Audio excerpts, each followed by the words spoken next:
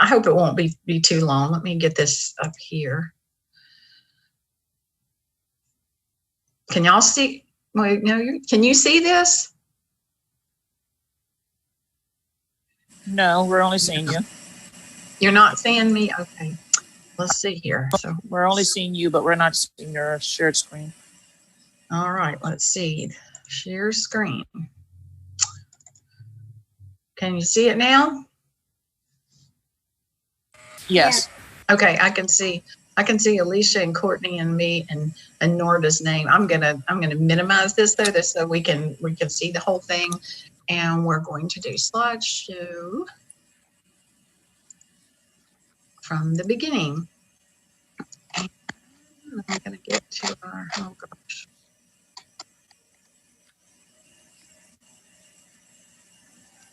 This has been interesting. I think I mentioned that on Monday that we did have a new book from a different book company, F.A. Davis. The PNs have been using F.A. Davis books for a long time, and we've been using Elsevier or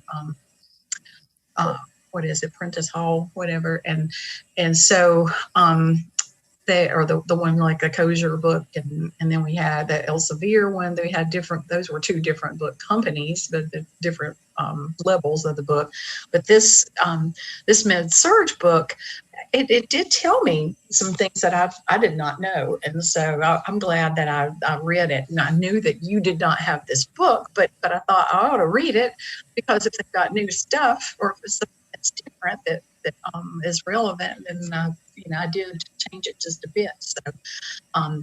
So anyway, our vitamin B12 deficiency anemia, it is a necessity for DNA synthesis, that we need to have vitamin B12 because the DNA synthesis is critical for that. So it is found in foods derived from animals, and the failure to absorb dietary B12, pernicious anemia. This is actually, that's what I was saying to Becca, because pernicious anemia, I thought that it was just lack of intrinsic factor, but it is not. It can be lack of intrinsic factor because of pernicious anemia, and pernicious anemia is an immune reaction thing. It is like a let's see, it's an autoimmune thing. Let me get a bear and Jewel. There they are. Okay. All right. Oops. I do. All right. Okay.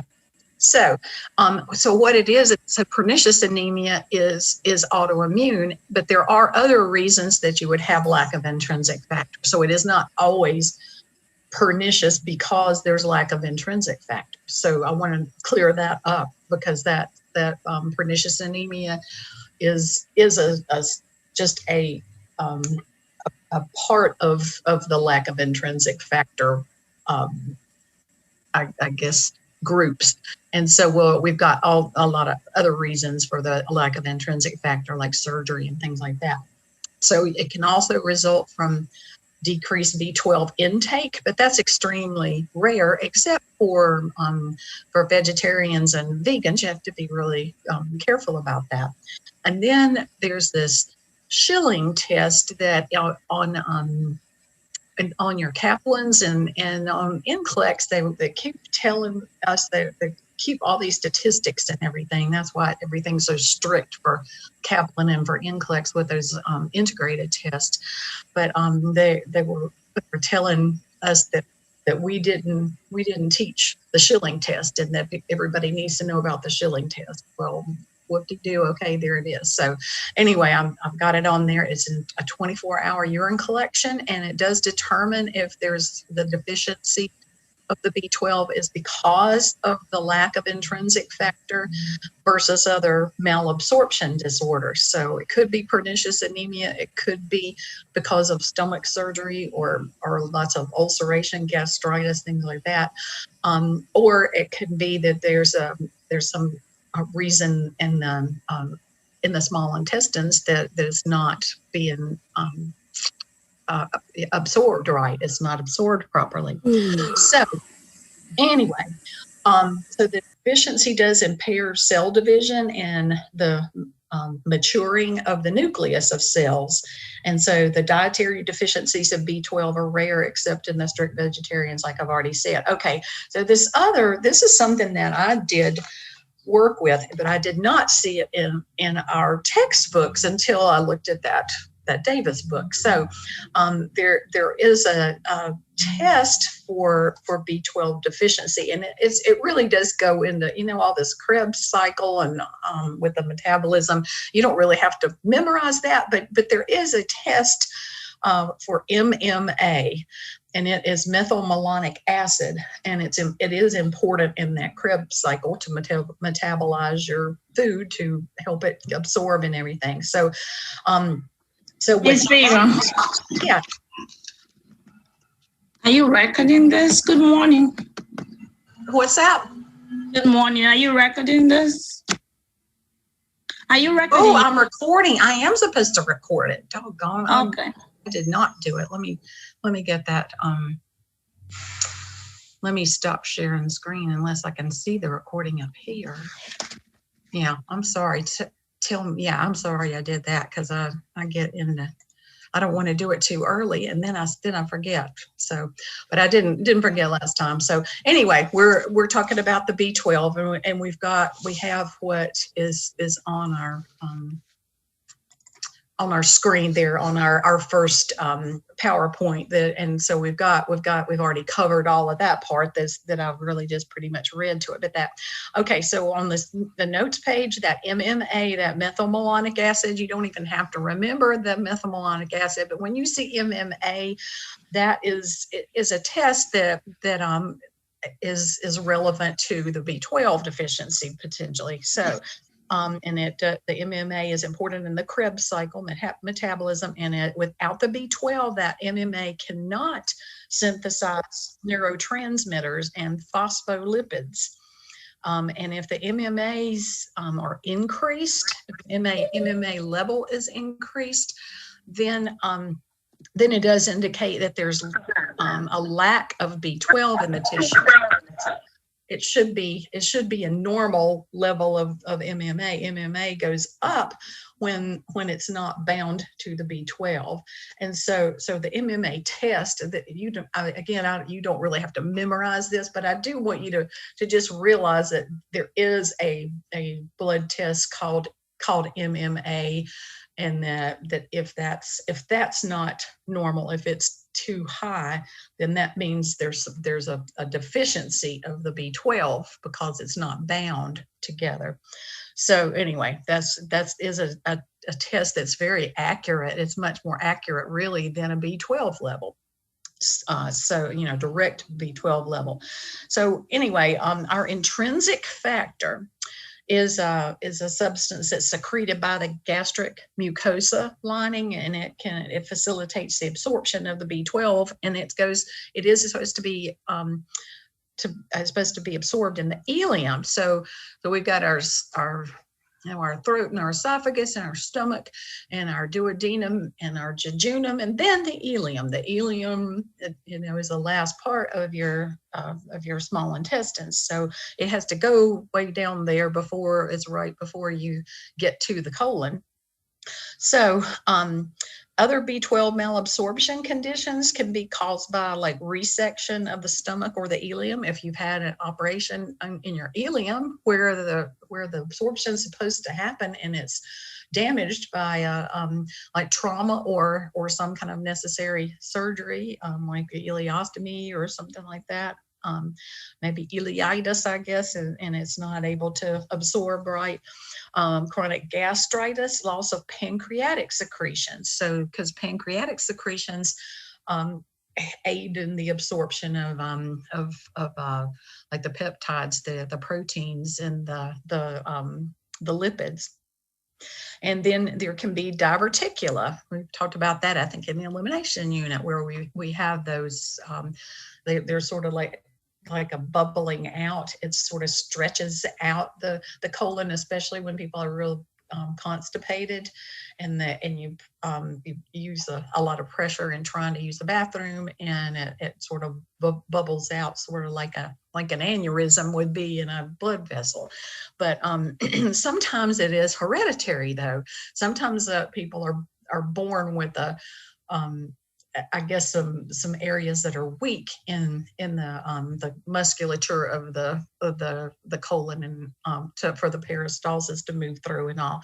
And the older you get, and the more bowel movements you've had, then that some of those people are susceptible to it as you get older. My sister had diverticulosis. Gosh, when she was just like 30 something, but my mother and my grandmother had diverticula, and so it can be, it could be both problems, as to if you're constipated a lot, and you have that genetic factor that is just a hereditary type of thing. You might have both of the things, but I think it was a hereditary deal with my sister, and hers perforated, actually.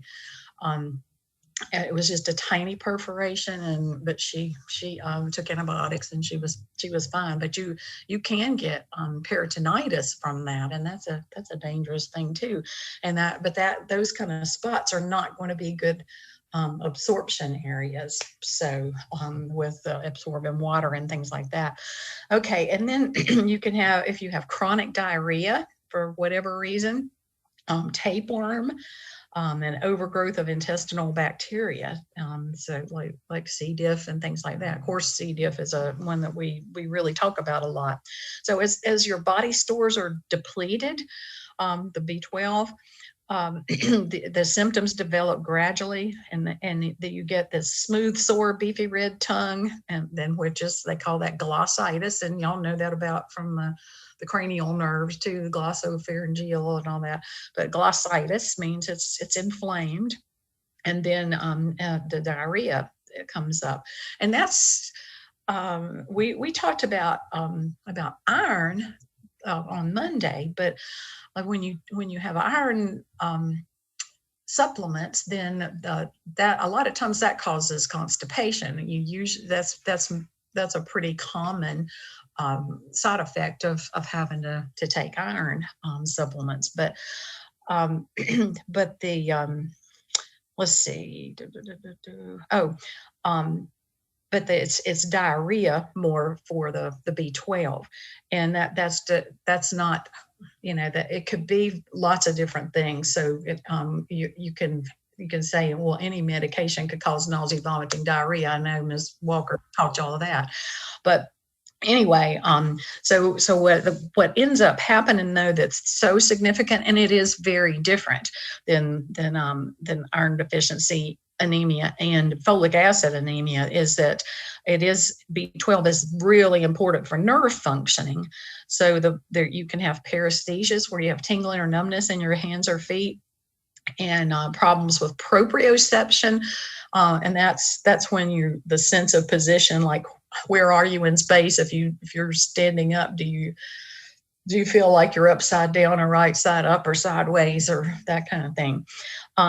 And then it can cause, of course, balance problems. And if treated in less than 6 months, or if it's detected within less than 6 months, and treatment is started within that period, it's usually reversible. But if you delay the treatment, well, you're not doing it on purpose. But if you find it out later on, there may be permanent damage to the nerves, and there can be a permanent problem. So we'll go to our next one here. All right, and I really like these little pictures. I can't remember. Well, I guess I got that from one of our pharmacology textbooks, I believe, at one point. From their website. But anyway, we've got all of these are animal products: eggs, meat, poultry, shellfish, milk, and milk products. And so there are no plants that have been discovered to contain vitamin B12.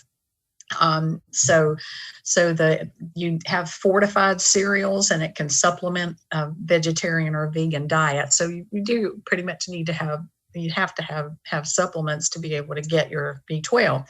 So the deficiency does prevent activation of an enzyme that moves folic acid into the cell, and it inhibits the DNA synthesis. So if you don't have the B12, and it is supposed to be working with folic acid with formation of the DNA, then you're not going to have enough of the ingredients to bake the cake. You've got you need to have both of those, folic acid and B12.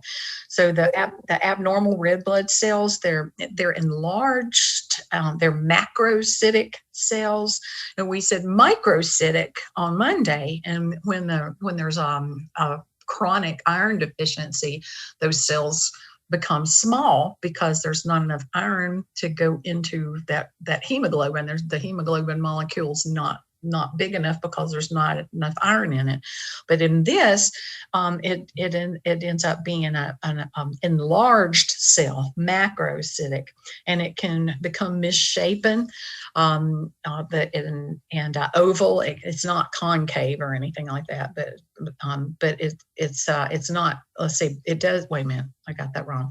Then remember that anisocytosis and poikilocytosis, and that anisocytosis is different sizes, and then the poikilocytosis is different. It morphs into different appearance. They're not round, and they lose their concave shape, and so they're not. It's not perfusing the oxygen into the tissues very well. So, and that it has thin and fragile membranes that shorten the lifespan of those red blood cells and makes them unable to carry the adequate oxygen to the tissues. So vitamin supplements can be prescribed for severe B12 anemia. And if pernicious anemia is present, that if it's that autoimmune kind of thing, because it's for some reason your immune system is attacking the B12. And so what you have to do usually, and there may be newer and more experimental kind of things coming out too, but typically you need an injectable B12 weekly at first, and then maintenance monthly for a lifetime, because if you have that pernicious anemia, and if you've got that condition that is not going to be curable, you can treat with the B12, but it's not going to cure the autoimmune disease. And so you do have to be on it for a lifetime. But there are some replacements of the monthly injections with nasal spray called Calamis. That's just an example, and I'm sure there are other examples that are available as well. Probably we just I just kind of pick a prototype example that's different, but anyway, that's the B12. And think about B12 is animal sources, and then the folic acid is going to be a little bit different here. All right, folic acid deficiency anemia, and it is required for the DNA synthesis also, and for the maturing of the red blood cells to make sure that they can work and perfuse well. So chronically undernourished people, like older adults, alcoholics, and drug addicts. A lot of alcoholics and drug addicts they don't eat. They really don't. And then the alcohol can bother the lining of the esophagus and the stomach and the small intestines, where all this digestion and manufacturing of the intrinsic factor in the stomach, and then it can irritate the small intestines too, where you're supposed to have the absorption. So alcoholism can damage those mucous membranes in the GI tract. And pregnant women are at risk due to increased folic acid needs, and malabsorption disorders like Crohn's disease, Celiac sprue is that hereditary inability to metabolize the gluten. And medications, methotrexate and other chemotherapy drugs they're called anti-metabolites, and they sort of mess with the folate, and is you're trying to mess with the folate because the folate is what's trying to make your DNA. So so anyway, they're anticonvulsant medications, and oral contraceptives sometimes can slow or prevent the folic acid absorption. So again, those are just, I'm sure there's others, but these are some of the examples that we picked out. So the manifestations, signs and symptoms develop gradually. That folic acid stores are depleted, and you start getting pale and progressively weaker and more tired, shortness of breath, and heart palpitations. Glossitis, that the irritated tongue, chelosis, those little nicks in the sides of your mouth, and diarrhea. Those are common. It's very, very, very similar with those side effects, or the not side effects, but the presentation of it, the manifestations.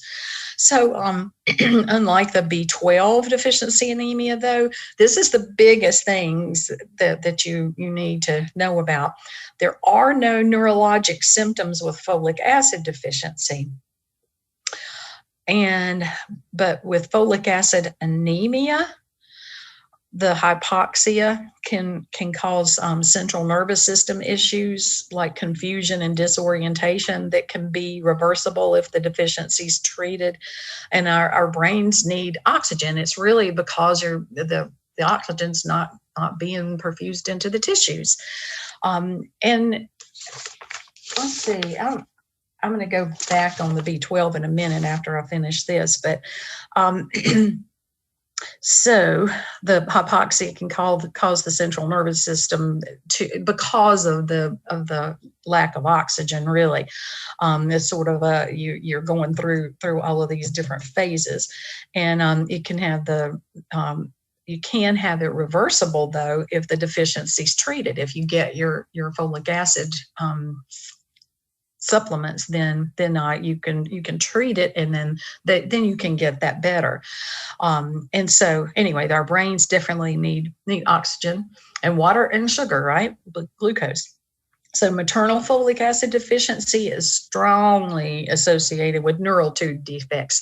That's the one thing definitely I want you to remember, because this is the neural tube is when the spinal column is not covered up totally. It didn't close up in the back. And so it can be like spina bifida, meningomyelocele, and the neural tube does develop early, often before pregnancy is recognized. And if y'all have seen that movie, it's like from 1985 or whatever, that from Sweden, about the oh God, what is it now? I just lost the name of the movie here. Shoot. It's okay, Grandma. It's what? Hey, Grandma. You'll remember later. Oh, that's right. Yeah. Okay. But anyway. Oh, it's the miracle of life. Duh. Miracle of life. Okay. So it can.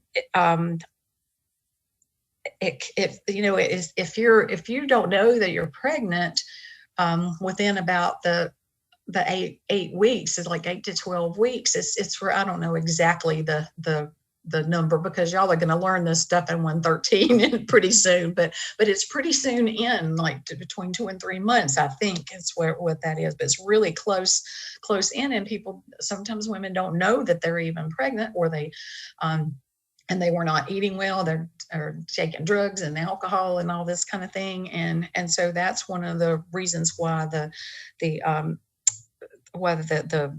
spinal column is not covered up and protected like it should be.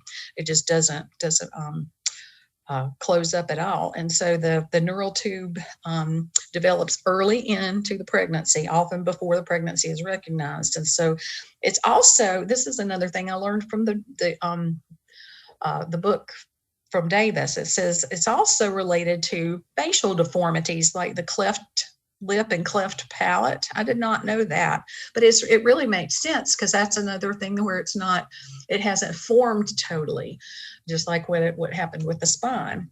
And so and there can be anencephaly. So that means that sometimes the babies are born with really tiny brains, or they can actually have a deficit if they're not being fed well, and they can not have a growth of the brain. So if there's a deficit in neurotransmitters early in life, that's what can happen if you don't have all the neurotransmitters that the folic acid and B12 help to make for you. That can be a real problem. And so you can have a delay in head growth and spasticity, like just real jerky movements and all, and can't be very coordinated that way. And then speech problems, and even can cause epilepsy. So I did not know that either. This was something that I learned new.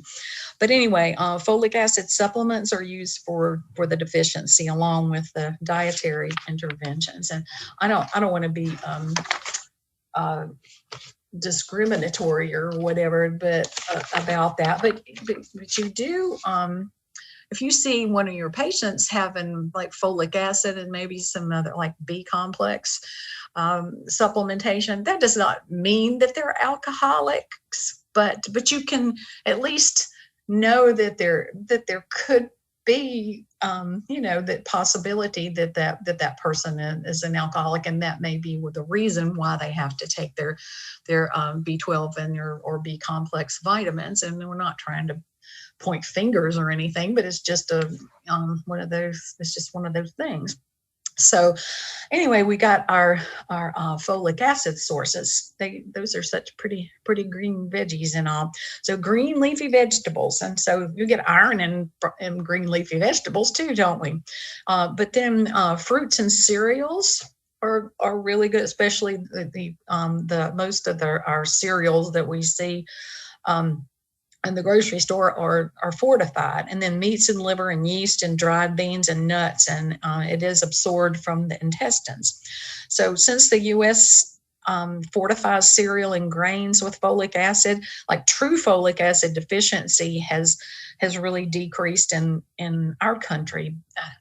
In that particular thing, and that came from Davis' book too. But we've got a whole lot of children and adults too that are not getting a proper diet, and there's lots of deficiency, and during all of this COVID stuff, and when the schools have been closed and you're doing everything virtual, but the school bus goes around and delivers meals to families and all. It's been doing that all over the country. That kind of sounds a little opposite to that, doesn't it? I think there are people that are definitely deficient. They may be eating enough calories, that they're eating cheap food that doesn't really give them the vitamins and minerals and proteins and all that they need. So I think that's I kind of doubt that in a little bit. So I don't know. Y'all can make your opinion on that as well. But yeah, I think we do have a lot of folks that are really not getting what they need. So anyway, when the body demands extra nutrients like pregnancy and young children and people that abuse alcohol, they do require supplementation, but otherwise the regular dietary supplementation is usually not required. But if you're not eating vegetables and fruits, you are not well nourished. So to tell whether the patient has B12 or folic acid deficiency, this is going to be confusing, and you don't have to memorize this. I just want to tell you that it is related to that MMA again. So MMA and homocysteine levels can be taken. And if the MMA is increased and the homocysteine is normal, then that suggests the B12 deficiency. That's really basically what I said before. But then the homocysteine is, if that's increased and the MMA is normal, then folic acid is decreased, and homocysteine is an amino acid byproduct that's also necessary to the Krebs cycle. And that the Krebs cycle, of course, is the way that we all that metabolic stuff going on that digests our food and gets our energy going and all that sort of thing. And so I just do want you to know that there can be those tests that for MMA and the test for the homocysteine, that those are those look like that doesn't have anything to do with B12 or folic acid, but it does. It has sort of an indirect effect, and it really is much more accurate than sometimes when you just take a B12 or a folic acid level. So I think that's a pretty cool thing. But I wanted to make sure that I was telling y'all all about the B12 thing. We did talk about the paresthesias and problems with the in position in space and the balance problems with the B12. And B12 deficiency can also have an effect on your cognition. And because I was going to tell us this story and I forgot to tell you this, but this lady was coming back just for a checkup at our oncology clinic, and she had already had chemotherapy for some kind of cancer or whatever, but she was just coming back for like a 6-month visit. And so her daughter said, she's just not thinking well recently. It's just started up, but that I just don't think that she's got normal, thinking processes and everything. And so the doctor said, okay, I'm going to do some, B12 testing and everything and the methylmalonic acid and all this stuff. And sure enough, she had a B12 deficiency, and her neurologic problem was brain. You have problems with the brain. It could have damaged her brain if he had not diagnosed that. So he got her right on those B12 shots, and we had to do it once a week and then the monthly, and she just have to have that for the rest of her life, because there wasn't any other absorption problem or hereditary problem or anything. But yeah, it can affect balance and all of that, and the tingling and numbness in the hands and the feet, but it can affect your cognition as well. So, and that's another thing about that. Listen, if you don't diagnose it within 6 months and get it treated, then you can have problems with cognitive issues as well. So, all right, now here, hemolytic anemias. I'm just doing this very briefly. So you see in this picture, it's splattered and spewed because it burst for whatever reason, and it the hemolytic anemias happen. Sometimes it's because the spleen goes overboard in breaking down the red blood cells. There's lots of different reasons that we can have it, but the hemolytic anemias then, so lytic, and lysis, you're lysing the cells. So it's premature destruction of red blood cells, and there are inner and outer causes, intrinsic and extrinsic, and it can be within the red blood cell itself. There could be cell membrane defects just from the manufacture of it in the bone marrow for some reason, missing maybe a ingredient in the cake there, and then defects in the hemoglobin structure and function and inherited enzyme deficiencies. And the extrinsic causes that are outside the red blood cells are medications. And I'm sure y'all have looked up bukus of medications that have a listing saying possible hemolysis, red blood cell hemolysis. So there are some that cause that, and bacterial and other toxins like snake venom or spider venom or poison frog venom, and so that can just cause hemolysis all over the body and the bone marrow and in the circulation and all that. And that's one reason why people die from it sometimes. So, and then trauma, of course, and sometimes it's trauma when you're having like a valve, a heart valve, an artificial heart valve being placed in your chest, and sometimes that will, as the artificial heart valve, it elicits a process of lysis of the cells. That's sort of an abnormal lysis. That is just what the way that you have a clotting cascade, and then you have or problems with less clotting factors and bleeding and things like that. So sometimes when there's a foreign body in your heart or in any other place in the body, that sometimes it will cause that kind of reaction, but especially in the heart, or like a heart valve. Okay, so I'm going to do this really, really quickly.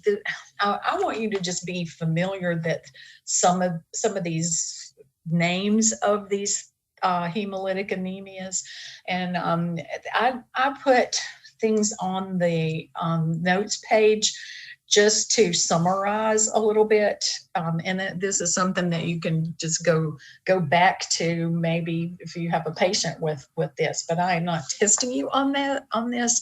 I just want you to know that thalassemia is one of the hereditary disorders of hemoglobin synthesis, and so it is in Mediterranean, Asian, and African. There's more cases of that, and so it's kind of claim to fame is called target cells. Oh, I didn't move. There we go. I wanted to show you that the target. You see, let me do. I think I can do a little pointer thing. You can see that they're. Well, I don't know why it's not letting me do my pointer thing. Well, anyway, you can see where, I don't know if you can see my pointer thing, but it's supposed to have a little red thing. If I go Control L, it's supposed to be like a laser thing, but it's not showing. I'm sorry about that. But anyway, you could see that it's target. It's like a bullseye. So that's if you see target cells, like in a microscopic version of a CBC, when the pathologist looks under the microscope and they look like targets, that's what that is. And I'm not going to go really further than that, but it is a hemolytic hereditary anemia, and with target cells. And then acquired hemolytic anemia, it can happen, the mechanical trauma, like we said, autoimmune disorders and bacteria and protozoal infections, immune system mediated responses, like we talked about in the summertime in our 211 stuff with immunity, and drugs and toxins and chemical agents and venoms. And so the manifestations depend on how much hemolysis is going on and how the body's going to be able to replace those destroyed red blood cells, or if they can. So do pay attention to the medication effects in clinical, because some of the medications that you're given may possibly have the chance to cause the hemolysis in the red blood cells. So let me go to glucose 6-phosphate dehydrogenase anemia. And I don't know if y'all will talk about that in 113 too, but that's one of the things that in most states, when they do newborn screening for like sickle cell and other hereditary diseases. So this is definitely a hereditary defect as well. So we've got African and Mediterranean descent, and it's passed through the X chromosome. from the mom, and then it is most common in African American males, and the females are carriers, but they don't often have symptoms from it. And so it has to do with glycolysis that normally produces energy for our red blood cells. And anyway, I think it's sort of interesting about this. It says, why do G6PD deficiencies occur more often in certain groups of people? And this was from that Kids Health that I've got that link there. You can click on it and get more information. But it's known that Africa and the Mediterranean basin are high risk areas for infectious disease malaria. And researchers have found evidence that the parasite that causes this disease doesn't survive well in G6PD deficient cells. So they believe that the deficiency might have developed as a protection against malaria. And there's an explanation like that you may hear of about for sickle cell also. But this is just one that is an anemia, hemolytic anemia. That's an example of another hereditary that probably is being tested in our state. I know it is in the state of Washington because when my daughter worked for newborn screening, when she first got her master's degree and moved to Washington. And as she worked in that and called all these hospitals to make sure that they had gotten all their screenings done. And if it was positive for G6PD, anemia, whatever, then you had to make sure that they were doing their interventions for it and stuff like that. Okay, and aplastic anemia is bone marrow failure, and it fails to produce all three types of blood cells, the RBCs and WBCs and platelets. And so we got anemia potential and neutropenia potential and thrombocytopenia. And so it's not really potential, it is real. And so you're going to have all those symptoms of all of those conditions. So pancytopenia, pan means everything. So it can be congenital or it can be acquired. And so bone marrow failure is really what aplastic anemia means, because we got an A in both of those words, aplastic and anemia, so aplastic means it isn't growing, it isn't being produced. And the marrow can be replaced by fat. And there's there are defects in the DNA repair. It's rare, but the cause is unknown. And the stem cells in the bone marrow are significantly reduced, and the manifestations vary with the severity of the pancytopenia. And the onset can be gradual or sudden. And so you can end up having infection and fever and fatigue and tachycardia and bleeding if you have the platelet problems too. So anyway, the treatment can be bone marrow transplant or stem cell transplant. And that is if that is the hereditary one, it really is a poor prognosis. And then the acquired it could be from long-term exposure to toxic agents, ionizing radiation or infection, and immunosuppressive drug therapy and bone marrow transplant. So it really just depends on the degree of all of this. But I keep thinking, okay, I've already said this, but I did because I did my audio. But when I was working in the oncology clinic, we had hematology patients as well. We were like hematology oncology, and so we had and I guess I was just I had only been at the office in like 2 or 3 years probably, and then this really robust guy that's just muscle all, it's got real big shoulders and biceps and all this kind of thing. Real handsome guy that was a student at Catawba College. This was years and years ago then, but they found out that he did have aplastic anemia, and really the only thing that they could do to potentially cure it would be to have a bone marrow transplant. And so he went to Baptist Hospital, had a bone transplant.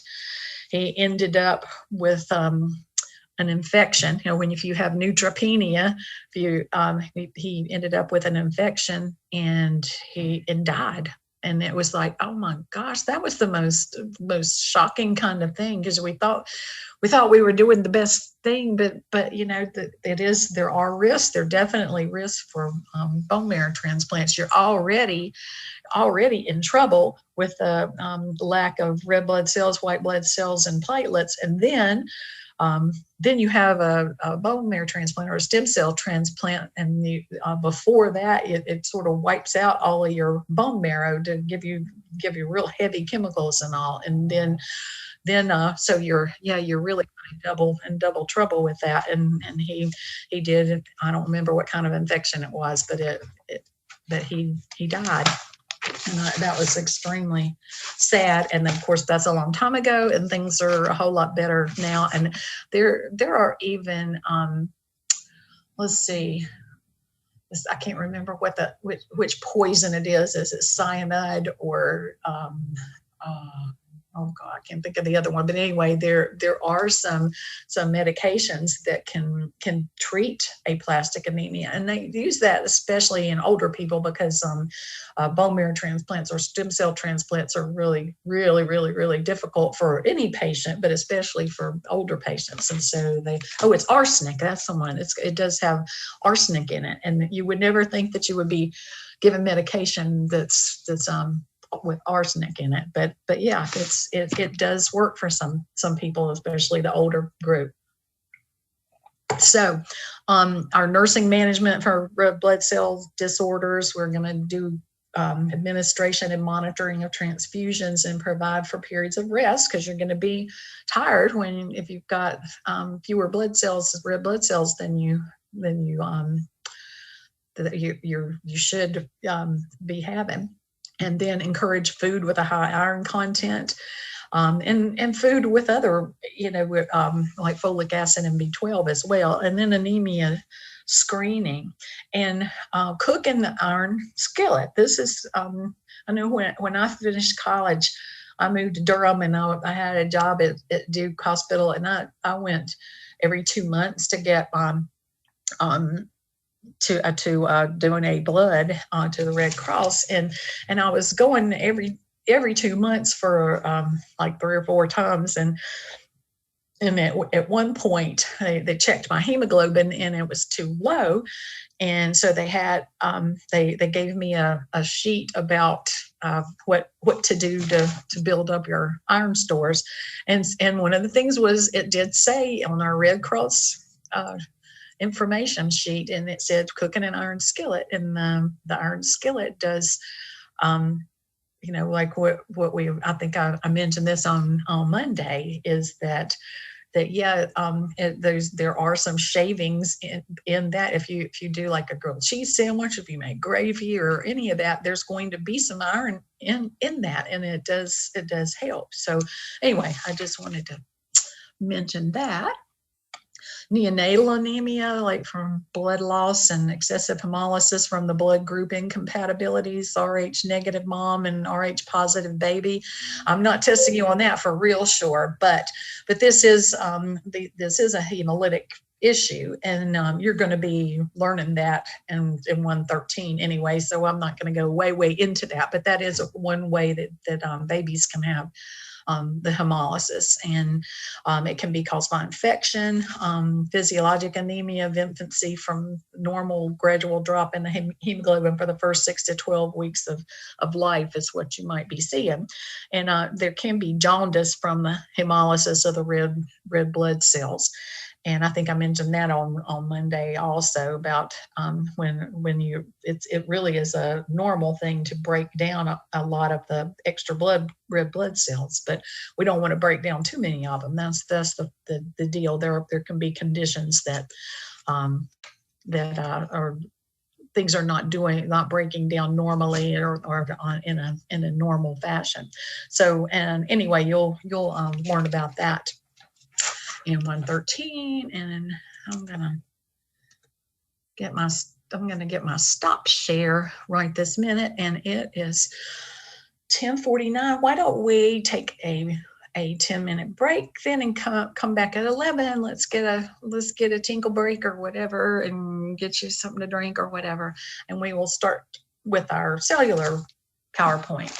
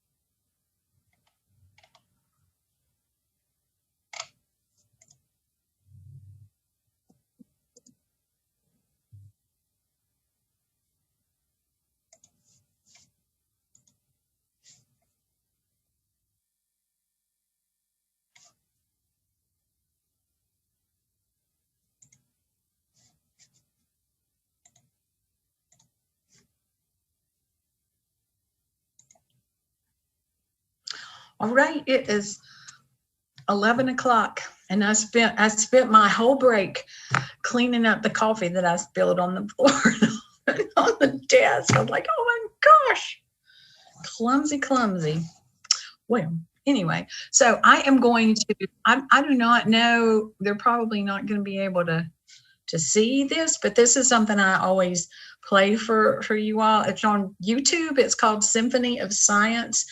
And it's one of the things that they keep saying on there is every cell is a triumph of natural selection. And this is scientists saying this, but it's really pretty the way the music is. And then they've got some of these older scientists. Some of them have been dead for a long time, but they really have contributed to cellular research and all.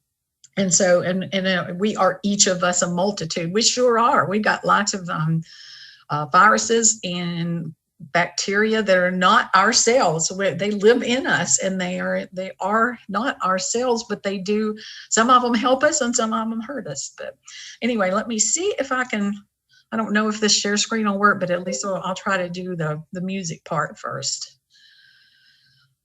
All right, where did it go? I think I'm just going to have to do it like this. Just listen to it.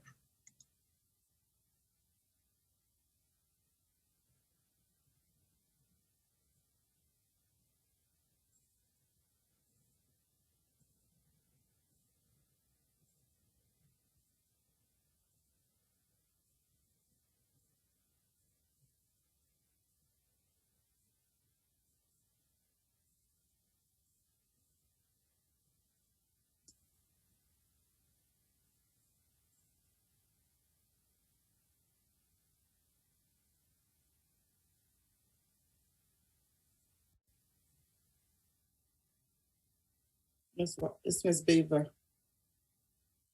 Can you hear?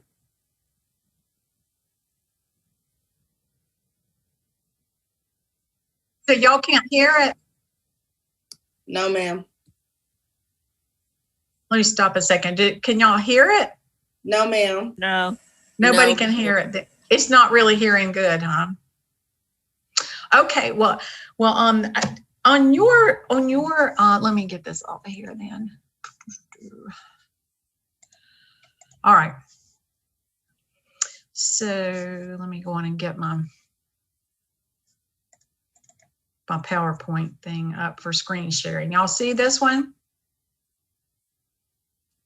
Yes. Okay, good. All right. So yeah, I see that now because it does have it on here, and y'all can watch that yourselves. It's only just 4 minutes long, and I think it's beautiful. I don't know about y'all, but everybody's got their own opinion, and it does deal with evolution. I mean, because these scientists, they talk about evolution. There's a statue of Darwin. I hope that's not offending anybody, but this is the way that they are researching and explaining about how cells, we are related to other types of animals. At some point or other, and I know I did the critical thinking exercise that I don't think you all, maybe y'all did do it last time. Did you do it? I can't remember if we did it that way. But anyway, they say that yeah, we do have we are not from apes. That's not the issue. We just have a common ancestor, and that's the kind of thing that they're talking about. And a lot of these are theoretical, but it's really very I think it's very refreshing. My kids showed it to me, gosh, probably 8 years ago or so, and I've been using this because it's about cells. I mean, it's not just about cancer; it is about cells. So it does have that link, and so you can easily get to that and look at it yourself. But I think it's very, I don't know, it's sort of miraculous feeling to me anyway that we have all these cells, and all these cells that we have can do all of these things. Okay, so let's go to our slideshow. And from the beginning. All right, so this is just the cell introduction thing, and on your notes page, that's what really is basically there. So I'm going to go to the next one about cellular regulation. And this is something that you've had in anatomy and physiology, I'm sure. The cell is a basic unit of life, and that life starts as a single cell. Developed human body has trillions of cells, and their common features, nucleus and organelles. Specialized cells perform specific functions, and the body regulates reproduction and proliferation. So that's really something that you've really already known. We're just setting the context here. So our normal presentation, we have a cell membrane and cytoplasm inside, and a nucleus and nucleolus or nucleolus, ribosomes and endoplasmic reticulum, mitochondria, Golgi apparatus, lysosomes, DNA, and genes. And I bet a lot of y'all had to do a biology project like creating a cell and putting gelatin inside it as like a cytoplasm or something. All three of my kids, they didn't have the same teacher, but all the biology classes did it, and you could choose to do a plant cell or an animal cell. So anyway, that was really pretty fun for them and creative and all that. So y'all may have pleasant or unpleasant memories of that kind of thing.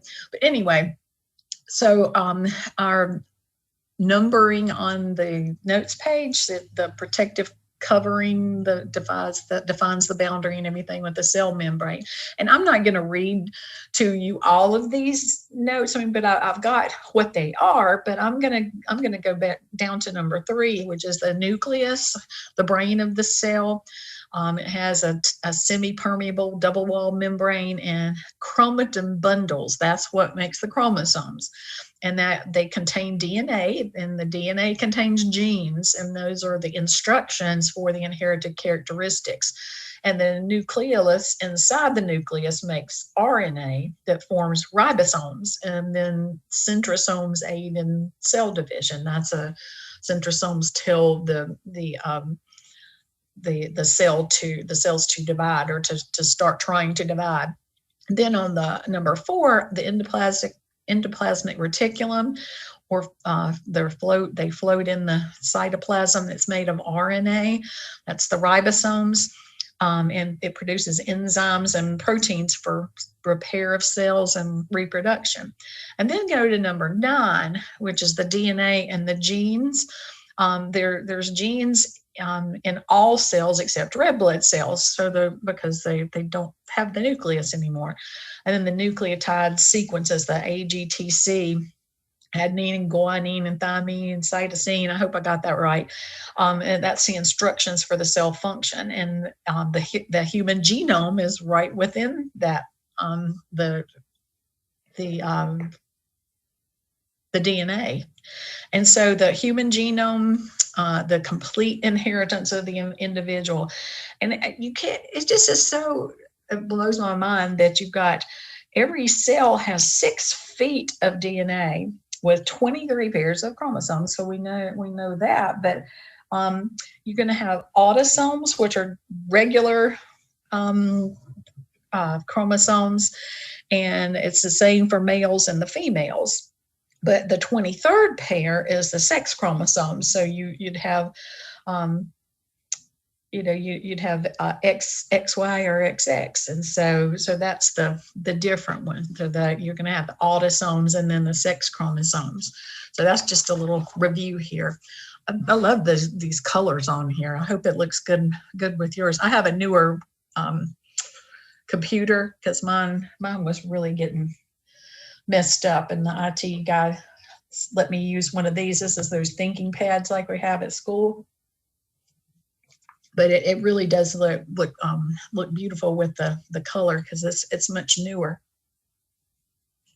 So anyway, we're going to talk about the characteristics of normal cells, and this is from your Iggy textbook, basically. So, and then so we're going to have limited cell division. That's because we don't need a whole bunch of cells in certain places. It depends on the need for reproduction of cells. So apoptosis is programmed cell death, and cells are mortal with a limited lifespan. And so I had said apoptosis for some reason, or maybe my son said it, but he lives with us, and he does a lot of video games and stuff, and so I said, well, how do you know apoptosis? And he said, from a video game. So I guess he does some sort of scientific type of video games, but then he learns a lot of vocabulary anyway. So, but they are mortal with the limited lifespan. And the small nucleus to cytoplasm ratio, there's more cytoplasm in the cell than the nucleus. I don't know why in the world this is not letting me. There it is. It came up this time. And I think my control button is doing messed up stuff, because it was doing that yesterday when I was trying to do, the day before yesterday when I was proctoring, and I couldn't refresh.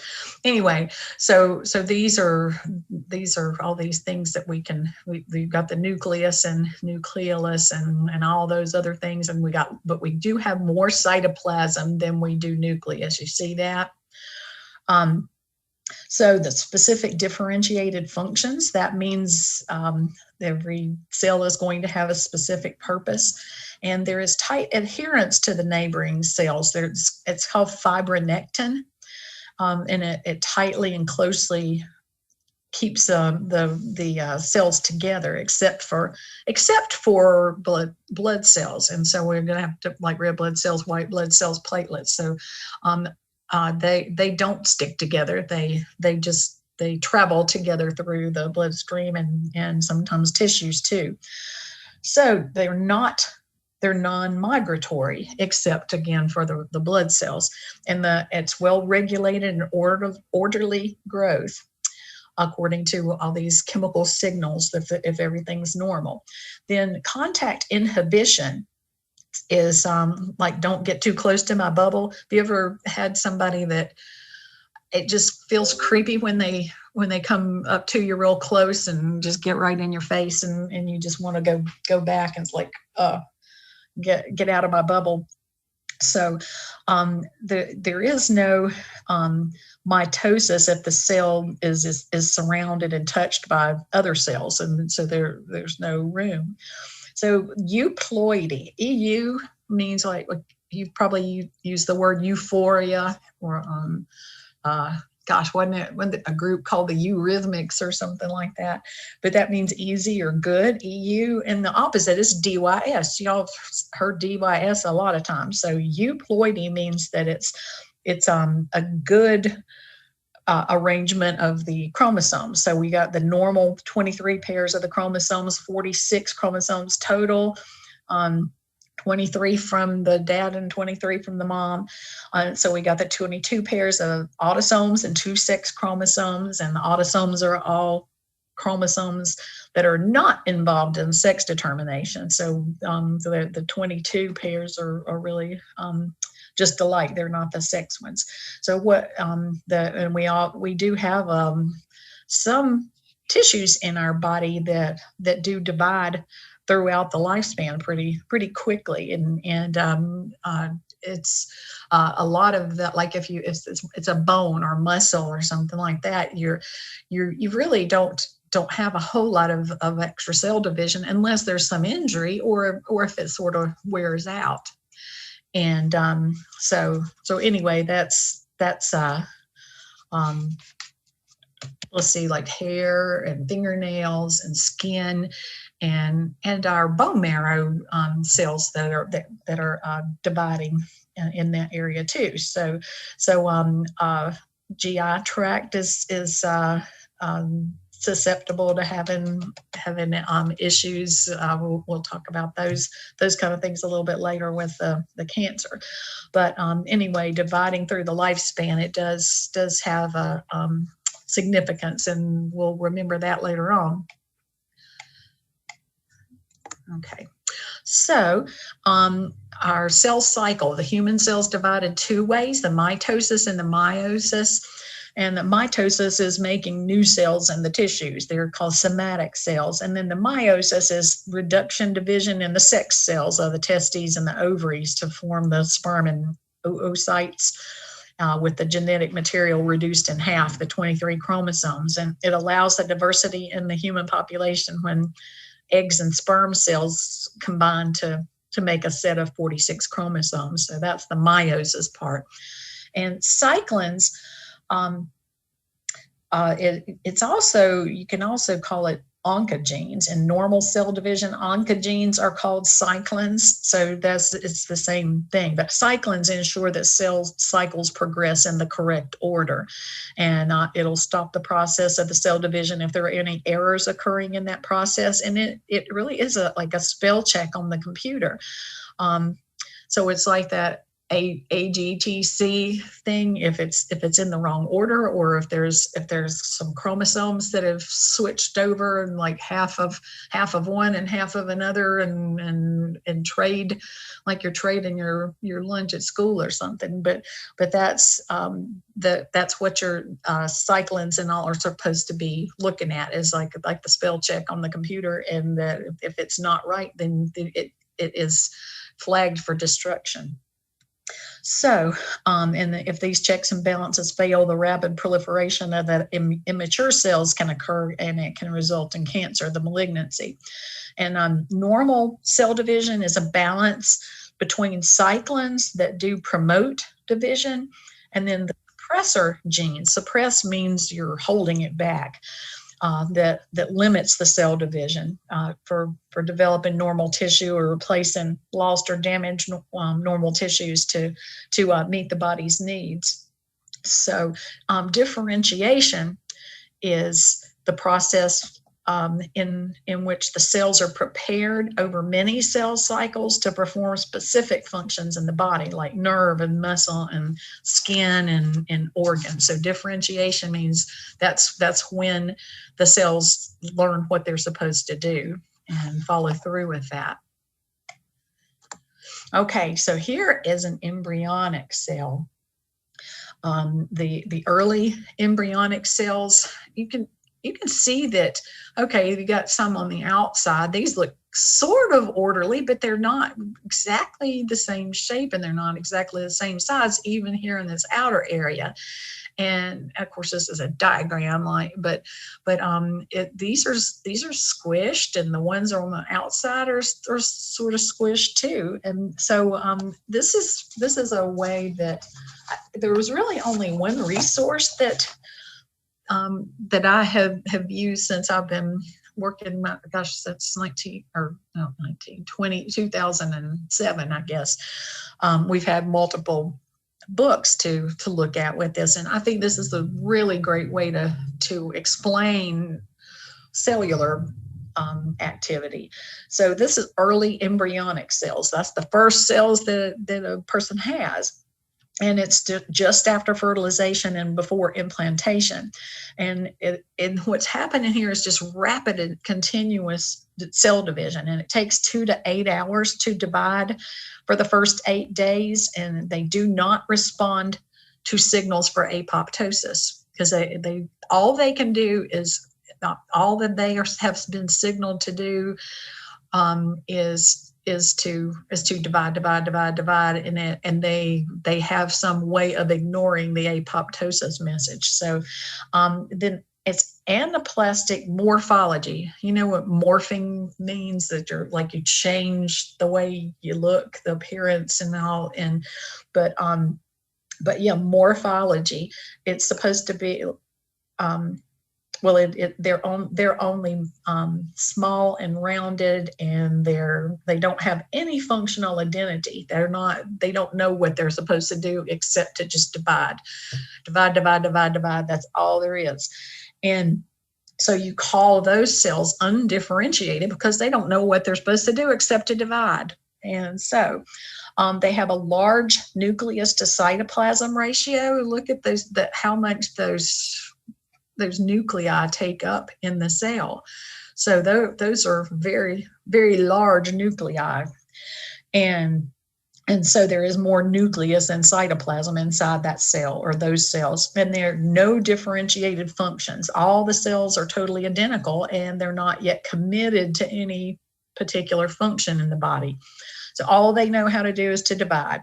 And that you can look at these words totipotent or multipotent or pluripotent. That means all of those mean that these cells have unlimited potential to become any cell in the body. You know, we talked about on Monday, a stem cell. The stem cell for blood cells is differentiated just a little bit to know that it's going to be some sort of blood cell. So it already had a differentiation measure there, but in here there's just not any of that at this point. So it has its potential for anything in the body when the signal goes. All right, and then loose adherence. There is no fibronectin. They're close together, but they're not sticky. They can wiggle around and move around in this whole area. So migratory, it does go through. It can go through the embryo. It can come on the outside and the inside. It'll go wherever it wants to go. And there is no, again, this kind of sounds like it's opposite, but no contact inhibition. They don't care if they're being touched by other cells, because normal cells that are differentiated, they know that they have enough, and they stop. The suppressor genes make it stop, but they don't have suppressor genes in here. So at this particular point, there's no contact inhibition. So they don't mind being crowded into a small space, and as more and more cell divisions take place into the embryo or in the embryo. And so euploidy, that 23 pairs of chromosomes, because these are all of the chromosomes are there. There's 23 pairs in the 46 total chromosomes. And eventual commitment around day 8, the proto-oncogenes allow that are allowing that early rapid growth are now turned off. And that's turned off means, or suppressed means turned off, however you want to say that. And it's tightly controlled now.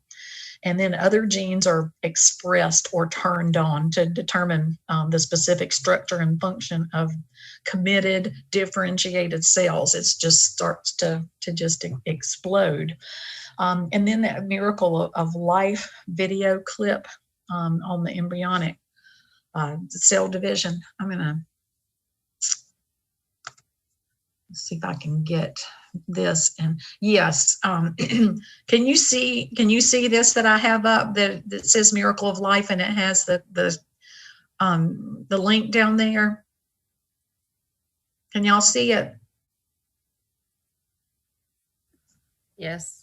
Oh, Yes. good. I just wanted to make sure, because again, I don't think you're going to be able to. It doesn't even. This one doesn't have even any narrative. It just has music and pictures of it, but it shows you it's from fertilization all the way towards starting to be differentiating to all the different functions in the body. And it is the coolest thing. Those embryonic cells over that about 8-day period, that's the only time that the cells are supposed to just be doing all of these strange things. They're not differentiated, they're not adhering, they are migratory, they don't have the contact inhibition, but they do have their chromosomes, and so there are messengers within those in the nucleus that's going to send out information. And it's really, really an amazing thing. But this sounds really weird that we're going way off track, but I hope you'll understand that better when we get a little further along. Okay, I'll get my current slide here. And okay. All right, so these are some ways of describing cells, that some abnormalities, but they're not cancer cells. So this is like a diagram of original tissue. We've got the smaller nucleus. You've got more cytoplasm than you have nucleus, and all of these are really normal nuclei and such. But this is the increase in tissue size is called hypertrophy. And so hypertrophy, it means that the cells are bigger, that they've been growing bigger. And it increases the tissue size, like in benign prostatic hypertrophy, where the increase in functional activity is the muscle cells have in athletes. When athletes do the anabolic steroids, that's a hypertrophy. So I mean, and they did that intentionally on purpose. They want it that way, and that's okay. That's fine. And then, but then with the oh gosh, my little thingy came back off. Okay, so this is hyperplasia. These cells are the same size as the original tissue, but it's more of them, and so hyperplasia is more in number, not more in size. So it increases the number or density of the normal cells in response to metabolic demands and increased hormonal levels or stress and normal DNA control. And it is reversible, though. Like gingival hyperplasia. I don't know if y'all have heard that or not, but a lot of people that had epilepsy were treated with Dilantin, phenytoin, or however you say that, and it would have. I mean, people were taking that like for their whole life, and if they would smile, the gum tissue, you could really tell was hyperplastic. I mean, there was too many more cells, and that's one of the side effects. And we don't see that very often. We don't use Dilantin as much, but sometimes you may have maybe you have given somebody Dilantin if that's what works the best for controlling their seizures. But yeah, the gingival hyperplasia is one of those side effects. Okay, so our alterations, we already talked about hyperplasia and hypertrophy. So metaplasia is a change in the normal differentiation pattern. The dividing cells differentiate into cell types that are not normally found at that part of the body, and normal cells are not in the normal location, and may not be as functional as the cells that they're trying to replace. And protective responses to the adverse conditions, it can be especially inflammation, like endometriosis, in cells they are under the DNA control, though. But it is reversible when whatever the stressor was is removed or resolved. And I tell this story all the time. This was from way back 8 or 10 years ago too, is that we had a student that she just kept on having pneumonia, and all kinds of respiratory absences, really, because she was sick, and the doctors just couldn't figure out what in the world was causing all of these. It was just kind of on and off. And finally, they took a biopsy in her lung. There was an area on.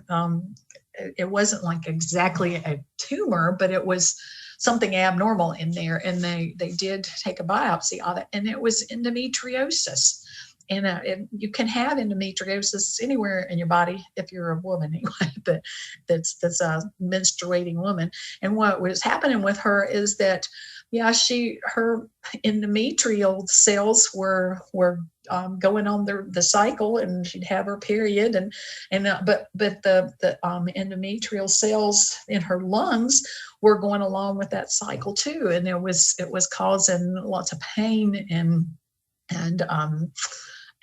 just really kind of heartache for her, because it was she just hated not being able to be present for some clinicals and some classroom stuff and all that. So they gave her some hormonal treatments and all, and then got straightened out. That was the weirdest thing. It took a really long time for them to figure out that that's what happened.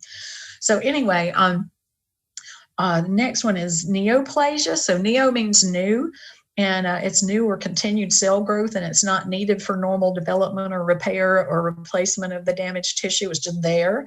Neoplasm is a mass of new tissue. It can be benign or malignant. It could be cancerous or not cancerous, but it's new growth that's not supposed to be there. So number 4, the dysplasia, loss of DNA control, is over the differentiation and response to the adverse conditions, and cells vary in size and shape and appearance from normal, like the anisocytosis and poikilocytosis morphology. And as an example is like cervical changes in response to irritation, like from HPV virus infection. And it can be reversible, though. So dysplasia can be reversible. Can't even say that right. Reversible. So, and number 5 is anaplasia. So this is the dun dun dun. Okay, so it's a cell regression to immature or undifferentiated cell type, and it's not under DNA control. It is not under DNA control. The damaging or transforming event causes the dividing cell to lose useful function, and it is not reversible. Now, that doesn't mean that that person has cancer, but it is not reversible. You can't like give medicine and reverse that. You can dysplasia, neoplasia, or whatever, but once it's changed, it's not going to go back into its normal state. So any alteration in cell regulation can become cancerous or compromise the client's health. So the differences in the cellular regulation is their potential to become cancerous, and it compromises the patient's health. All right, so here is carcinoma in situ, which means that it really does have a sort of a like a barrier. It isn't going outside of the tissue. Here's our normal tissue. Then we got our hyperplasia. We've got more cells than we need. And then we go to some mild dysplasia, because these are getting a little weird looking, aren't they? So and then we end up with a severe dysplasia.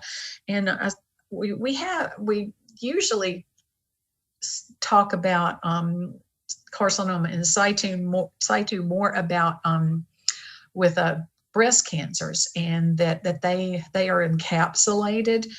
There's been this disagreement as to what's the definition of the carcinoma in situ. Is it a cancer, or is it benign? And so, well, these cells are not benign. They are definitely not benign, but they are not invading any other area. And so the definition of cancer is that it is invasive. So where do you go with that? So with oncologists, it's at this particular point, they're really, really trying to do individualistic care, and the oncologist, or maybe even the pathologist, can talk to the patient and explain what's going on here. Okay, you do have some cancer. You had like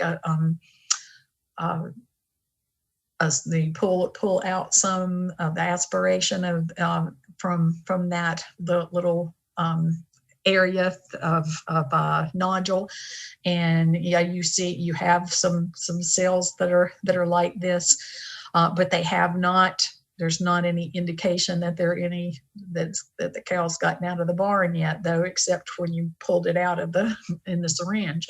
So what they do is talk to the woman, and I guess you could with a male too if they had this, because it's only 1% of the cases are males, but they can have real serious problems too. But anyway, the physician or the oncologist will say, well, do you do you want us to watch and wait, and take some samples, here and there, every such and such interval, and sometime, and if they did see that it was a hormonally related cancer, then it may regress, and so sometimes it never does get invasive, and then other times it can become invasive at some point. And so some women will say, I don't care, I want these breasts off of there, I want me a reconstruction, and I'm gonna be a quad D and get my beautiful bras and all that stuff, and go ahead and get that done. And then other people are going to choose the watch and wait, and then others are some people are just terrified just to know that those cells are there, even if they're not invading yet. So that sometimes the patient will just have the lump taken out, and if there are margins that are clear of any cancer cells, then they may go ahead and do some hormonal therapy just preventively for 5 years, just in case. And it's going to vary from person to person, though, and it's not we don't have any just exact playbook for all of this. But anyway, this is definitely invasive cancer, and it does need to be have interventions for that. All right, here's my little cancer thing. There's the crab. Cancer is uncontrolled growth and spread of abnormal cells, and it can affect any body tissue. So that's, I used to think that you couldn't have heart cancer. I'd never seen anybody that had cancer in their heart, but I heard just a few years ago or something that somebody did have it. So it can be of course it could be anywhere. It's just rare for it to be in the heart. Okay, now listen up on this. Our cancer deaths. This is we got cancer deaths up here. Like, this is all causes of deaths in the United States for 2017 and 2018. They had just at the first of 2020, like in January, they started checking some of these other years, because it takes them a while to get all of the data, and so they have all the data for 2017 and 2018, but they don't have it all for 2020. They're predicting things from that, though. And so I want you to know that heart disease is the most common cause of death in the United States and in the world. So that's on this notes page. This is really just FYI on the notes page thing, so don't worry about all those percent of this and that and the other. That's it's really just some predictions. But on the heart disease and the cancer, it's really getting sort of like heart disease is decreasing, and because we got like our 2017 is the dark mark, and the gray mark is the 2018. So it's really close for 2017 and 18, but it is going down. And then the cancer one is very close too. I mean, at 152.5 and 149.1, and so it's going down. So anyway, I just wanted to make sure that you know that heart disease is the number one killer in the United States, and then cancer is number two. So that's really all I want you to like. I guess you can highlight or star it or whatever you want to do to make sure you know that. All right, let me go to our next one then. So this is the estimated cancers in the United States. Of course, we don't have that data, and we can't, we're not going to know because it's still 2020. But anyway, the estimated new cases, we got prostate in men and breast in women. So that's number one for the sexes. All right, and this is kind of convenient for you all because the lung and bronchus 13% and the lung and bronchus 12%. For that, you don't have to remember these percentages. We just know that that's which is the highest.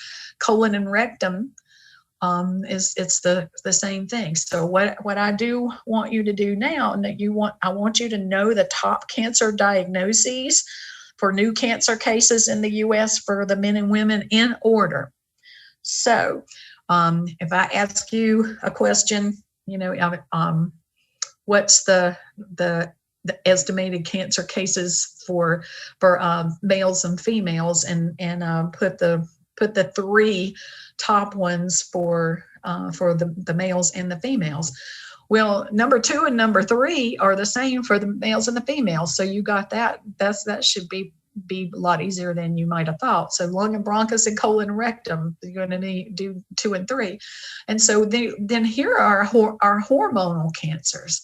So that's if you can think of it that way, the hormonal cancers are the most in incidence, and then the lung and bronchus and colon and rectum follow that. So if you're asking about the female, it's breast, lung and bronchus and colon and rectum. If it's for the males, prostate, lung and bronchus and colon and rectum.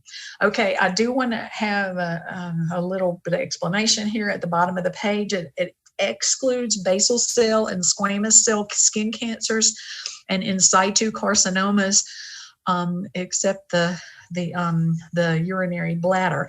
So since skin cancers, the basal cell and squamous cell skin cancers very rarely cause death, they don't include it in here. Now they've got melanoma here, and melanoma is on the list also, but it's down on the list. You don't have to worry about that. But really, the most common cancers are those basal cell and squamous cell cancers. But it is they are not as susceptible to dying. It's very, very rare to die from basal cell or squamous cell. Of course, melanoma, you certainly could die.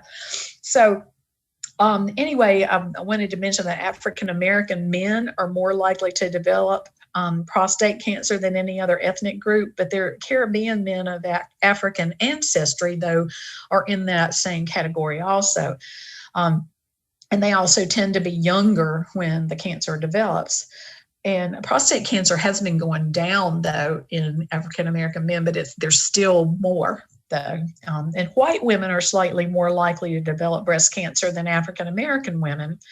And under 45 years of age, African American women are more likely to develop breast cancer, and African American women are more likely to die from the breast cancer at any age. And that doesn't say this exactly here. It does say it in some of the statistics. There's so many statistics. If you go to the American Cancer Society or the National Cancer Institute websites, that there's so much data.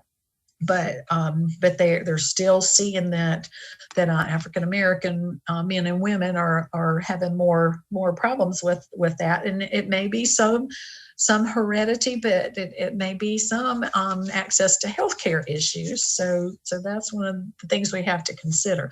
All right, so men, the estimated cases, like number of cases, the greatest number of cases in men would be prostate, and number 2 would be lung and bronchus, and number 3 would be colon and rectum. So with your women, the most number of cases for women is going to be breast, and then the second is lung and bronchus, and the third is colon and rectum. And I promise you are going to have this question on the test.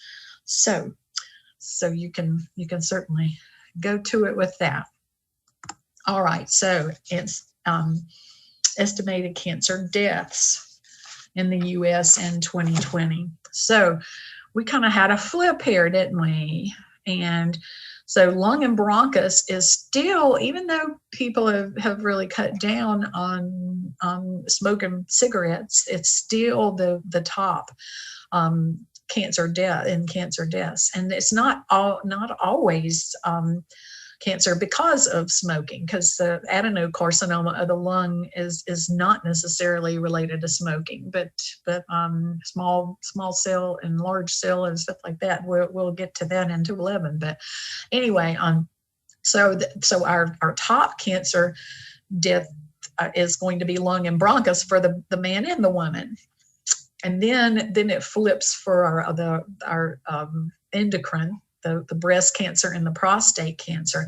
And look how close it is with prostate and colon and rectum. Like 2 years ago, it was flipped from prostate to colon and rectum, but it went back. It was so close. But anyway, it's going to be lung and bronchus for men and women for the estimated cancer deaths, and then you're going with your endocrine ones, your prostate for the male, and the breast for the female, and then the colon and rectum number 3 is going to be number 3 for both of them, and it has the same percentage, so I'm 9%, and the lung and bronchus is real close too, because more women have been smoking, I guess, and more men have been quitting. So 23%, 22%, that's awful close. So lung and bronchus, prostate and colon and rectum for the man, and lung and bronchus and breast and colon and rectum for the female. So let's see. Death rates are dropping faster in African Americans than in whites. And of course, it's got the lung and prostate and colorectal too. And the African Americans are 14% more likely to die from cancer, and Asian Americans are least likely to die from cancer. So it's can be related to socioeconomic status and lack of access to health care. But there may be some hereditary factors too. We probably don't know all the factors necessarily that we're trying to figure out. All right, let me see where we are. So I'm gonna go to, I guess, 12 o'clock then, and we'll have another break. All right. So our microscopic appearance of cells, and this is a really, really, really busy notes page. Sorry about that, but we got to deal with that. Okay, here's our normal cells and then our cancer cells. The large number of irregularly shaped dividing cells. This is just a mess. So, but normal is just all, organized. And this is a real normal looking cell. And this has a really larger nucleus, variable shaped nuclei, small cytoplasmic volume related to the nuclei, variation in size and shape. This is just perfect. And look at and see, they're not all the same. That's why we've had so much trouble with treating cancer, is because not all of the cells in the tumor are alike. So you can't target it exactly. But what we're doing now with targeted therapy is it's not targeting the cell per se, it's targeting messenger chemicals, and that's basically what's going on with if you're just getting, if you watch television. I don't know if you all watch television anymore. I guess it's the old folks, but it does tell you that there's all kinds of new targeted therapies coming out just like crazy, and it is for like immunosuppressed patients or people with autoimmune diseases. So anyway, it's the targeted therapies are helping with that. And then loss of the normal specialized cell features. I think that's a type of nerve cell too. And so this one looks real ratty.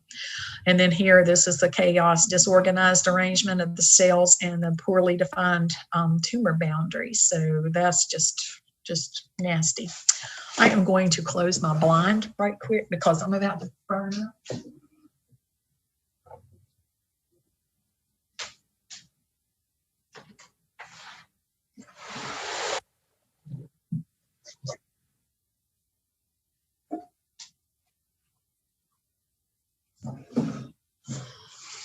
Okay, sun was just coming in on that side. I was like, oh God. All right, so cancer tissue has a distinctive appearance under the microscope, and among the traits that the doctor looks for are a large number of irregularly shaped dividing cells, and variation in the size of the nucleus and the shape of the nucleus, and the variation in the cell size and shape, and loss of specialized cell features, and loss of normal tissue organization, and poorly defined tumor boundaries. So that is certainly not defined. So, and of course, that's just a cartoon little picture, but it sure does kind of give us an idea of what that means.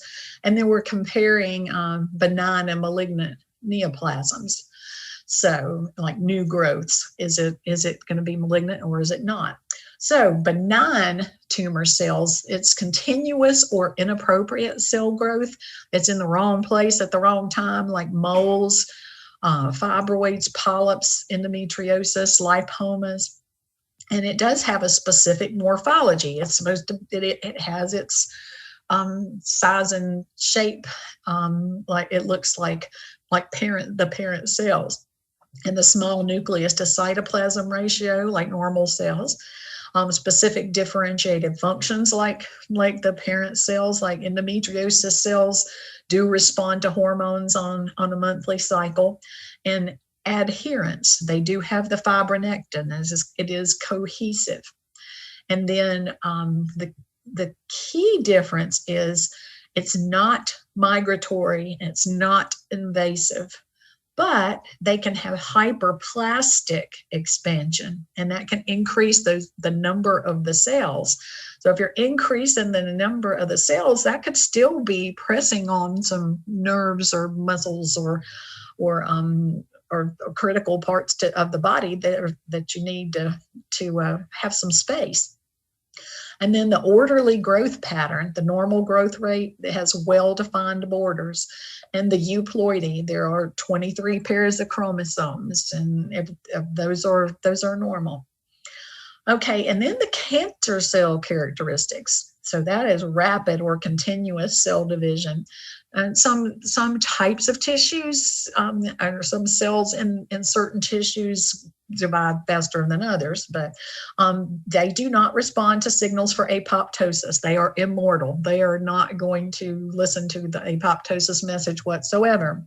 So the anaplastic morphology, they don't look like the cells of origin.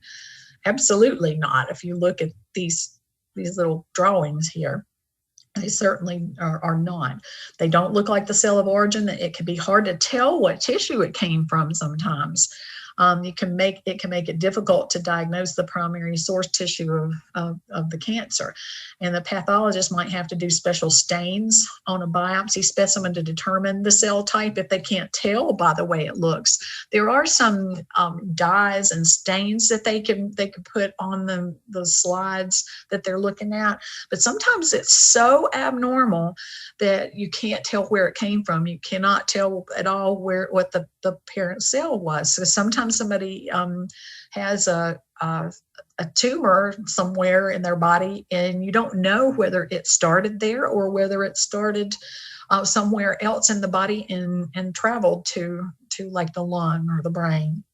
So what we had to do in our oncology office, sometimes that our pathologist at Rowan couldn't figure it out, and so they had to send it up to an Army laboratory. I think it's in Bethesda, Maryland, or something like that. But they have a real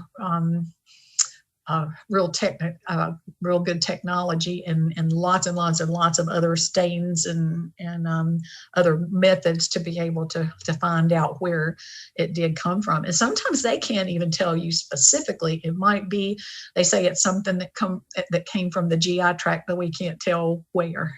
So, and we have seen that just a couple of times. Most of the time they can figure it out, but sometimes they can't even do it. But at least they know that it's like an adenocarcinoma or a sarcoma. It's a different type or whatever. They usually are able to do that. So anyway, let me see. Okay, so the large nucleus to cytoplasm ratio. So yeah, we got lots of the big nucleus, and we don't have much cytoplasm. And that's like those embryonic cells. This is where I'm getting at. The embryonic cells are like that.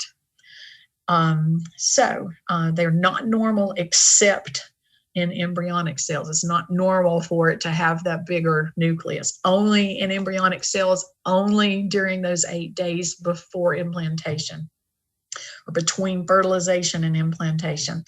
So you lose some or all of the differentiated functions. There's no useful purpose for those cells, and all they know how to do is to divide. And so again, this is not normal except in embryonic cells in those 8 days from fertilization to implantation. And that's the only time that should be happening for it to be undifferentiated. And then loose adherence, no fibronectin like the embryonic cells, non-cohesive. So, and they are migratory, definitely are migratory. And then I do have this, I got my asterisks and my underline and my bold and exclamation point and all that. So the difference in a cancer cell and a benign cell is that cancer cells grow by invasion, and they do not stop at the tissue border. And that's where we kind of have that argument about the in situ versus the invasive. But it is the most important distinction between the normal and the cancer cells. So just keep that word in mind: invasive, invasive, invasive, invasive. That's the big difference between cancer and other types of tissues. So they are not contact inhibited like the embryonic cells. They don't mind being close together in a limited space, and they are aneuploid. And so that means they can lose or gain chromosomes. Like there may be more than 23 pairs or less than 23 pairs, or an abnormality in the structure of the paired chromosomes. And instead of saying disploid, they say aneuploid. I don't know why they make it so hard in this medical language sometimes. But anyway, aneuploid means it's not normal at all with the chromosomes. So anyway, don't worry about that other stuff. But it's definitely the aneuploid means that the chromosomes are not normal. All right, where are we here? Okay. I think, let me just I don't think this next one's going to be very long, and then we'll take another break. So here's our normal cell division. Again, I like to do a lot of pictures here. So here's one cell. They've got two, we usually call them daughter cells. And then with this one, it's split into two, but this one's a normal with a split one, but then this one is not. And then it does respond to cell suicide or the apoptosis. So it will be destroyed by the immune system, hopefully. And then in cancer cell division, all of these are cancer cells. Look at these nasty looking things. Okay, here's the first mutation, the second mutation, third mutation, fourth or later mutation, and just a explosion of mess there. So the cancer arises from a loss of normal control of the growth. And in normal tissues, the rates of the new cell growth and the old cell death are kept in balance. But in cancer, there's not a balance. It's totally disrupted. And it is disrupted and can result from uncontrolled cell growth or a loss of a cell's ability to undergo the cell suicide by that apoptosis process. And it is the mechanism by which the old or damaged cells are normally supposed to self-destruct. So this one may have self-destructed by itself. And then cells in the same tumor can be at varying degrees of mutation. Like we said, they're not all the same. That previous picture, you've got cells in that tissue, and they all look different. They're different sizes and shapes. And so that's why specific tumor antibodies or vaccines are so hard to develop. But by trying to get to just the tumor, to try to kill the tumor or the cell, it's trying to find these chemicals that are turning on and turning off the suppressive cells that suppress the cell division, because you don't need extra cells. Those suppressor cells can be turned off, and that's a bad thing. And then the ones that are stimulating the growth to begin with, that can be a big problem also. So you're trying. Sometimes you can hit multiple chemicals. It's really expensive to treat it like that, but it can happen. You may need to find one pathway. Sometimes the cancer will be responding to one of the targeted therapies because they're blocking a certain chemical that is blocking the suppressor cells and stuff like that. But then sometimes those cancer cells will find another way and find another pathway for another chemical that can kind of bypass that. And so you really need two different targeted treatments. And it's really it's amazing, but it isn't perfect yet, but it is really exploding with all this targeted therapy. And some people that have had brain tumors that were metastatic to start with, as they were diagnosed because they had problems with their cognition or whatever they had, or headaches, and they maybe had lung cancer and didn't know it, and they went to their brain, but then they're able now to use targeted therapies that pass through the blood-brain barrier. And a lot of melanomas go to the brain, and there are people that are living much longer now, like at least five or so years now. And it doesn't happen that way with everybody, but my next door neighbor had lung cancer. She didn't know it, but she knew it when she had the brain tumor symptoms and stuff. But she did live. She had good quality of life, because my other next door neighbor said that he saw her driving 2 weeks before she died. And so it really is, we are making progress. It's certainly not perfect, but we're finally making progress, because the targeted therapy, we've been talking about that ever since I got out of college in 1978. So I think we're starting to get there. So anyway, there's more than one incorrect stop or go signal for cancer to occur, and lots of checks and balances are there to protect the body's system. And it usually takes multiple errors for healthy cells to turn malignant. So it's multifactorial. Usually cancer it has multiple factors that factor into the cause of the cancer.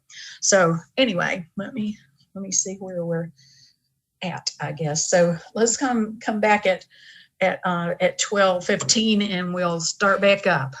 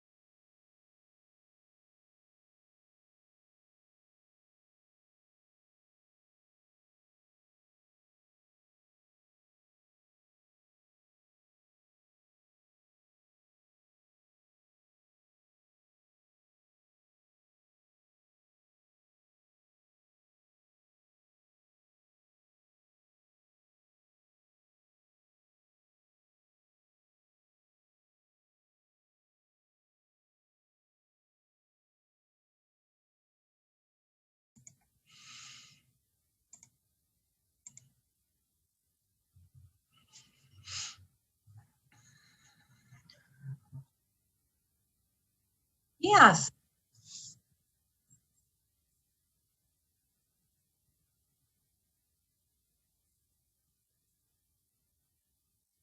Right, right.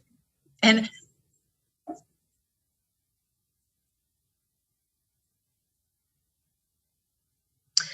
um,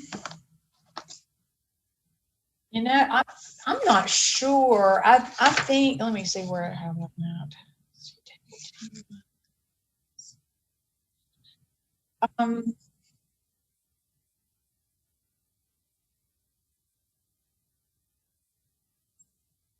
I am not sure if I can still access that. And I can try to look though and just see that this was one that was Elsevier, and it really is good. It's just that students are a lot of students have to pay out of pocket, and we've just not been able, we just can't. I know they're trying to sell us stuff and all that, and it really is good, but I really mainly put it on there like that um, because I wanted to make sure that you knew where it came from, because we had purchased the books earlier, but yeah, I may be able to still get into that, but and I don't have my book at home or anything, but because since we're not using that one anymore, but I can look on the and make myself a note to make sure I do that. Um, let's see. So yeah, I will check on it then, Elaine. Let's see. Page 94. Okay.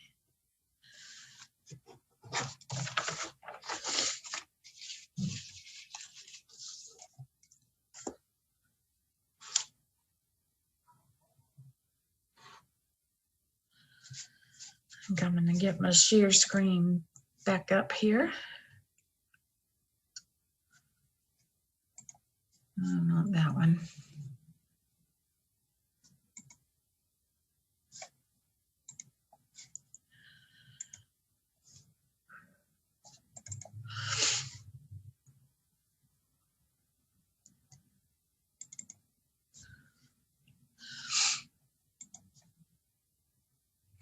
Slide.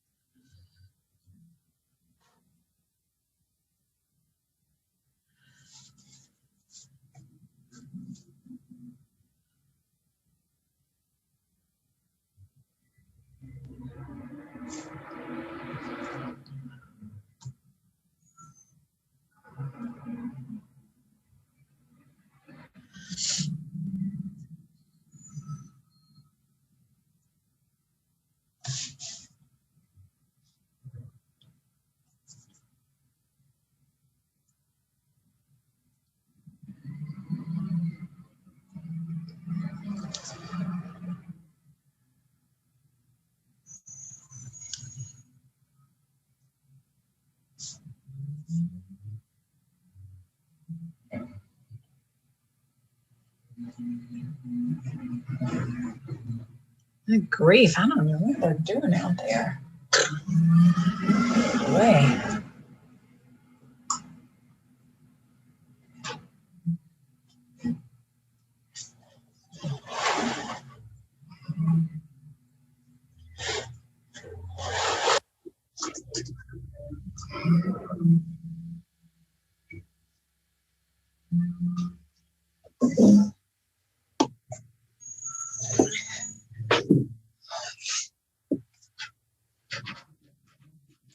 All right, y'all.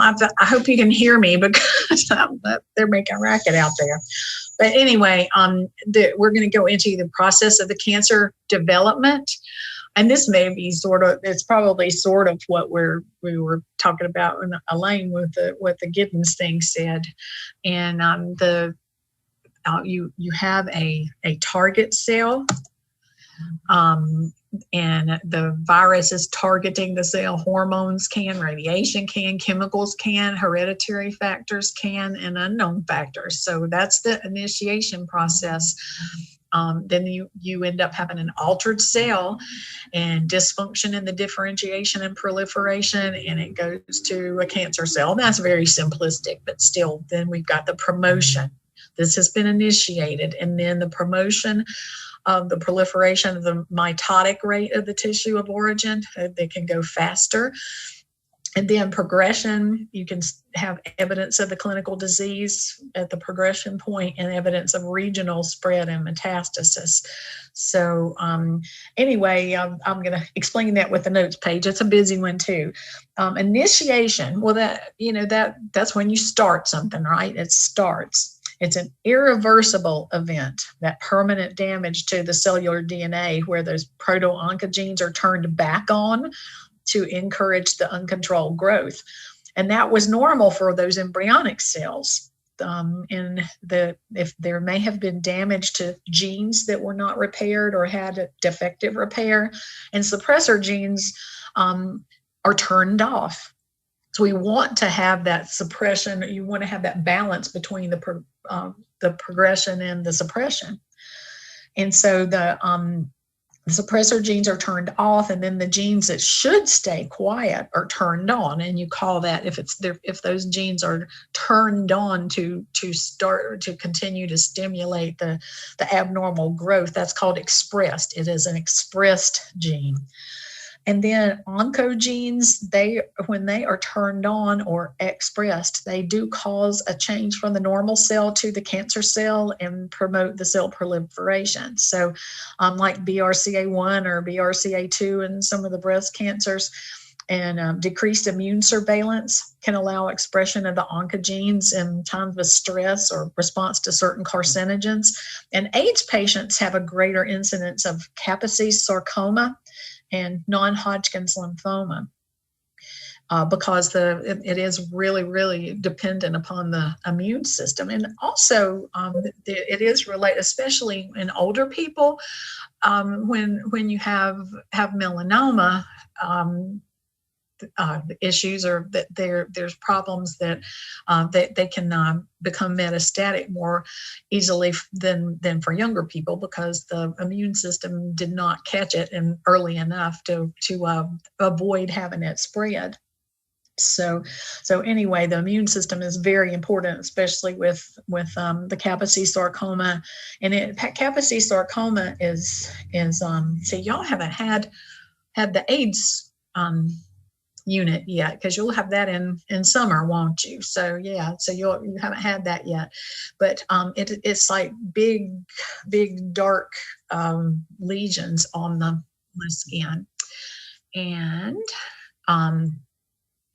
so it is related definitely to immunity. And then the non-Hodgkin's lymphoma, we had a patient. Gosh, that was years and years ago too. But he came in and he was really sick. He did have real congestion and all this kind of thing. But they did diagnose him with non-Hodgkin's lymphoma, but they had not checked him for HIV or AIDS yet. But we did go ahead and do his teaching about the medications that he would be receiving, the chemotherapy, and then they found out he was positive for HIV, and so this was really when we really didn't know a whole lot about it, but yeah, that's where we know a whole lot now, and there are things that you can certainly do for it now, but it's a real sad thing. He didn't make it because he was so far gone with his lack of immunity. It just didn't work out. Yeah, it might have killed some of those lymphoma cells, but he was in such bad shape otherwise because of his lack of immunity, and he was just keeping on getting infections and stuff, and he may have really died from infection more so than from the cancer. So anyway, the tumor suppressor genes do maintain control over the cell cycle, preventing the overexpression of the oncogenes. And remember that picture that I had, that really, really simple picture that that has the G0, G, 1, 2, 3, whatever, all those parts of the cycle, the cell cycle. That's what's the tumor suppressor genes are maintaining control over that. So they may become inactivated by deletion or mutation, especially in inherited cancers. And there is a P53 suppressor gene that it's associated with sarcoma and cancers in the breast and the brain. And so that's just one of the examples. And then promotion, that's another part of the cycle. So we're at this point now. We've got that initiation, which is irreversible. So it's already done. The damage is done. So we've got the promotion going on now, and it does enhance the growth of that initiated cancer cell. So here it's enhancing growth, it's proliferating, and that's much more quickly in a lot of cases.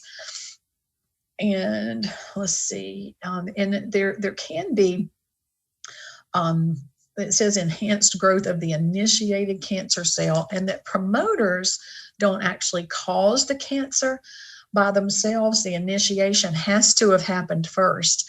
Like alcohol use and smoking act repeatedly on the already affected initiated cells.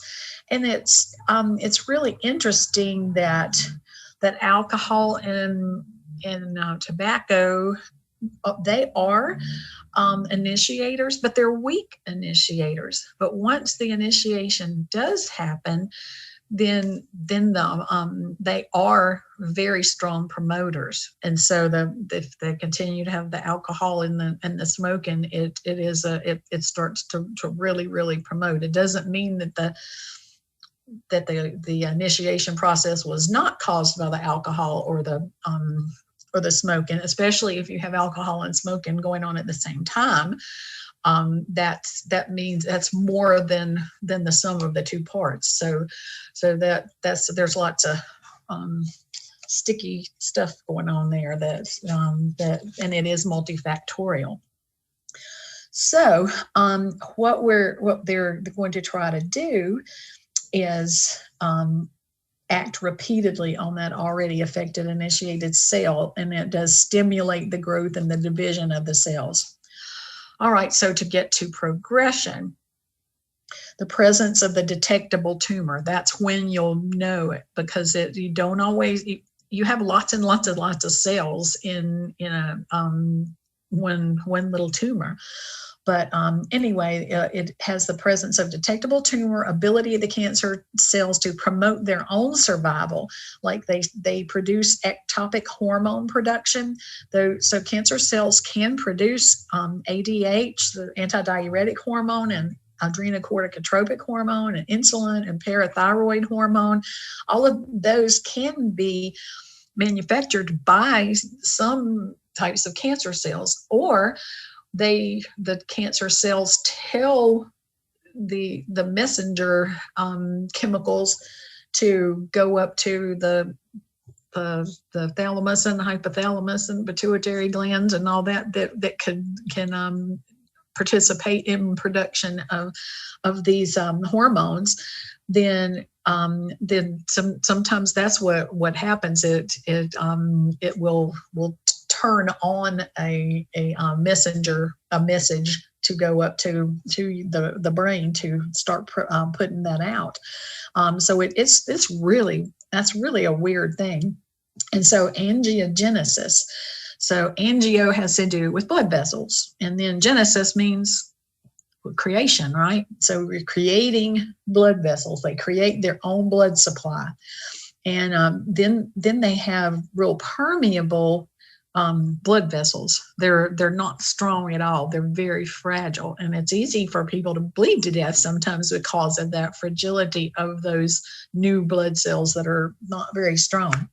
But they have enzymes that destroy that basement membrane to eliminate the physical barriers to invasion by lysing the blood and lymph vessels and the normal tissues to get in. That's how we're heading toward metastasis. So the formation of secondary tumors is metastasis, and it's the extension into the surrounding tissues, and blood vessel penetration by enzymes secreted by those tumor cells, and the release of the tumor cells into the blood vessels and tissues. And then invasion, and that's the ability to overtake the adjacent tissues. And then local seeding. If there is some shedding into a cavity like an ovarian cancer, it can that some of the cancer cells can shed into the abdominal cavity and just stick to the peritoneum, the peritoneal membrane, and it just sort of forms like a plaque. It's just like one cell thick, but it just sort of spreads like laterally and horizontally and vertically, but not like out, not in depth. It is not deep, and so you don't always know. You can have loads and loads and loads of cells, but you don't see it because it doesn't look like a tumor at that particular point. So anyway, the seeding. I know Dr. Yost had a surgery like this, and we had a lady that she just died at 102 years old, and gosh, I treated her probably in 1984 or 85 or something like that, a long time ago, and so she survived. She did not die of cancer, but anyway, she had a cyst on her ovary, and so that I guess the gynecologist went in and took tried to just go ahead and take the cyst off. But what happened is it burst, and then they found that there was a tumor on the ovary, and so they didn't know whether that fluid that was in the cyst had just busted and it went all over the place in the inside of her abdomen. They had to give her really, really heavy chemotherapy to prevent her from having any metastatic problems. They went ahead and took that ovary out, of course, but yeah, she was a real trooper and lived to be 102. I mean, that's just amazing. So anyway, Dr. Yost had that type of situation too. So now I think way back then they didn't really realize that could be a problem necessarily, but Dr. Black knew that we needed to do something about it for prevention. But Dr. Yost had a really, really smart gynecologist, and she had I don't think that she actually had. They didn't know that she had a tumor or anything, but that now people do.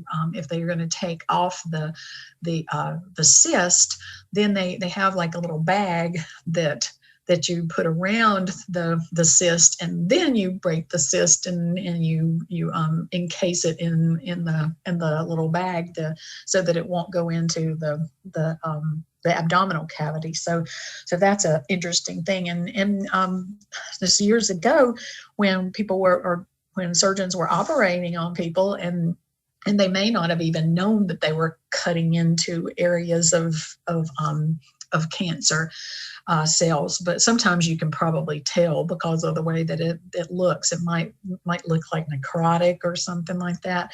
But now we know that we need to change the scalpels. We don't want to keep cutting with the same knife because that can seed some of the cells that came from the bad spot, and then taking off something to look under the microscope and see if it was normal, and it might have been normal, and then it's gonna end up seeding into that area and then becoming abnormal. So that's a big issue.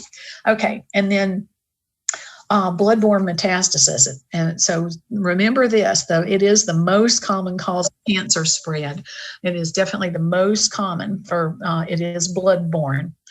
And it's only about 1 in 1,000 cells that escape the immune detection, but the tumor, the size is the size of the end of your little finger, and that's about as big as what you can see as a tumor size. Still, even though we have really good technology, it just the end of your little finger has, well, in this source anyway, it says about a 1 centimeter squared, or cubed, whatever. It's 10 billion cancer cells, and like is what's in the end of your little finger. So that's a lot of cells. And then impaired immunity can play a major role in developing that metastatic disease. And then the second most common is lymphatic spread through the lymphatic system in the tissues, and then it goes into the lymphatic ducts and nodes, and then empties back into the bloodstream at another spot. And then it is the most common site of metastasis. Lymph nodes are the most common site of the metastasis: liver, lungs, bones, and brain. And 50 to 60% of all cancers have metastasized before the primary tumor's been identified. So I'm hoping those statistics are changing. So let me get to another one here. I keep up with my time. All right. So our pathophysiology and etiology, our theories of carcinogenesis. So cellular mutation, it is an interference with DNA, and all cancers do involve mutations in the genes. It isn't necessarily hereditary genetic. It can be damage to the genes after you're born. So it can be inherited or environmental. So then we've got our initiation and promotion and progression, and our oncogenes and our tumor suppressor genes, and our carcinogens that are part of our etiology. So causes of cancer are multifactorial. I've heard that word so many times from Dr. Black, but it's both internal and external factors can act together or in sequence to result in cancer development. So carcinogenesis can also be called oncogenesis. It's malignant transformation or cancer development, and damaged DNA does start the process. So do remember again that all cancers involve mutations in the genes, and it can be inherited, it can be environmental damage to the genes, or both. So, impairment of the immune system lessens the ability to destroy abnormal cells. I don't know if I've said that already, but I think we need to emphasize some of this. Repetition I know repetition helps me. I hope it does you, but I think we need to repeat some of this sometimes. So anyway, so it's usually recognized by the immune system it's called tumor-associated antigen found on the surface of tumor cells. So, but sometimes the immune system is weakened and it doesn't work like it should. And then our carcinogens are substances that change the genetic activity in the cell so it becomes cancerous. It causes mutations in the DNA of the cells. And then external issues are like chemicals and radiation and viruses and drugs, like we had on that little diagram. And then internal hormone, internal has hormones, immune conditions, and then inherited mutations. And they can act together or in sequence to initiate or promote the carcinogenesis. So like carcino, of course, that's cancer, and then genesis, so we're creating cancer. And it might take as much as 10 years or so between the original mutations, the initiation, and then the detectable cancer. So you may have had it for a long time and you didn't know it. So genotoxic carcinogens directly alter the DNA to cause cellular mutations, and promoters cause adverse biologic effects like cytotoxicity and hormonal imbalances and decreased immunity and chronic tissue damage. And then do remember, though, this is a positive note, is that everybody comes into contact with carcinogenic substances. But that doesn't mean that everyone's going to get cancer, of course. So, and we know that people die of other things, of course. But just because we have carcinogens in our midst, it doesn't mean that we're going to succumb to that. But our immune system is really, and our health, nutritional condition, and all that kind of thing, and make a whole bunch of difference. There's some viruses can damage cells and induce the hyperplastic cell growth, and they can be associated with some kinds of cancers. So let's see, most people's bodies can suppress progression to the malignant cells, but just know that there are some viruses that can be associated with specific cancers. Well, like HPV, where we're talking about cervical cancer, and let's see, I guess I've got that listed already on here. So do remember that HPV, human papillomavirus, is associated with cervical cancer, penile cancer, head and neck cancers from oral sex, and then anal and rectal cancers as well. So that HPV is nasty, nasty booger, and it's so it just almost makes love be nasty or something. It's like that's just so unfortunate. But anyway, hopefully that vaccine will protect our young folks that are taking that vaccine. All right, so our risk factors that are controllable and non-controllable. So we got heredity and age and gender and poverty and stress and diet and occupation. So heredity is about 5 to 10% of the cancers might have a hereditary component, like the BRCA1 and BRCA2. Those were some of the earliest ones that we were working with. And then age is actually the number one risk factor, and 76% of cancer cases are those that are over 55. And it's really it's horrible when children have cancer, but if you look at the statistics, I mean, we don't want any children to have cancer, but children have less than 1% of new cases every year. And so adults definitely, people that are older are so much more susceptible to dying of cancer than children are. And then the children's statistics I've got a separate PowerPoint for that, for some statistics on it, but it's just getting better and better all along too. It's really, we don't want anybody to can't have cancer, of course, but we're certainly making progress. So gender, breast cancer there is more prevalent in women, of course, and prostate cancer incidence in men, and the bladder cancer is 4 times higher than in men. And then poverty, the inadequate access to health care can be controllable, but sometimes they're not without societal interventions. And then stress, epinephrine and cortisol exposure in the long term can eventually impair immune surveillance.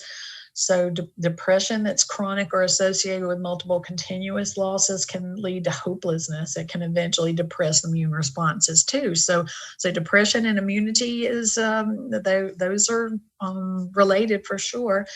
And then epinephrine and cortisol, it eventually just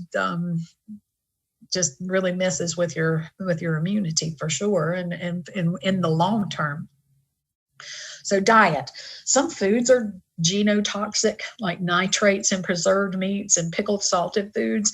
Have you noticed at the grocery store now that like you get sandwich meat, like ham and turkey and chicken slices, and then you've got like hot dogs, and even some kinds of special sausages and stuff. They say they don't cure them anymore, and so I'm hoping that that's going to be something that will be a little more healthy for us. And I know a lot of the salt in it and the fat in it and all that doesn't help you either. But I have noticed that on the hot dog packages, and now I kind of look for it now. That's what I want to look at and try to be more healthy, even though they're not really that good for you anyway. But I have to have my hot dogs sometimes.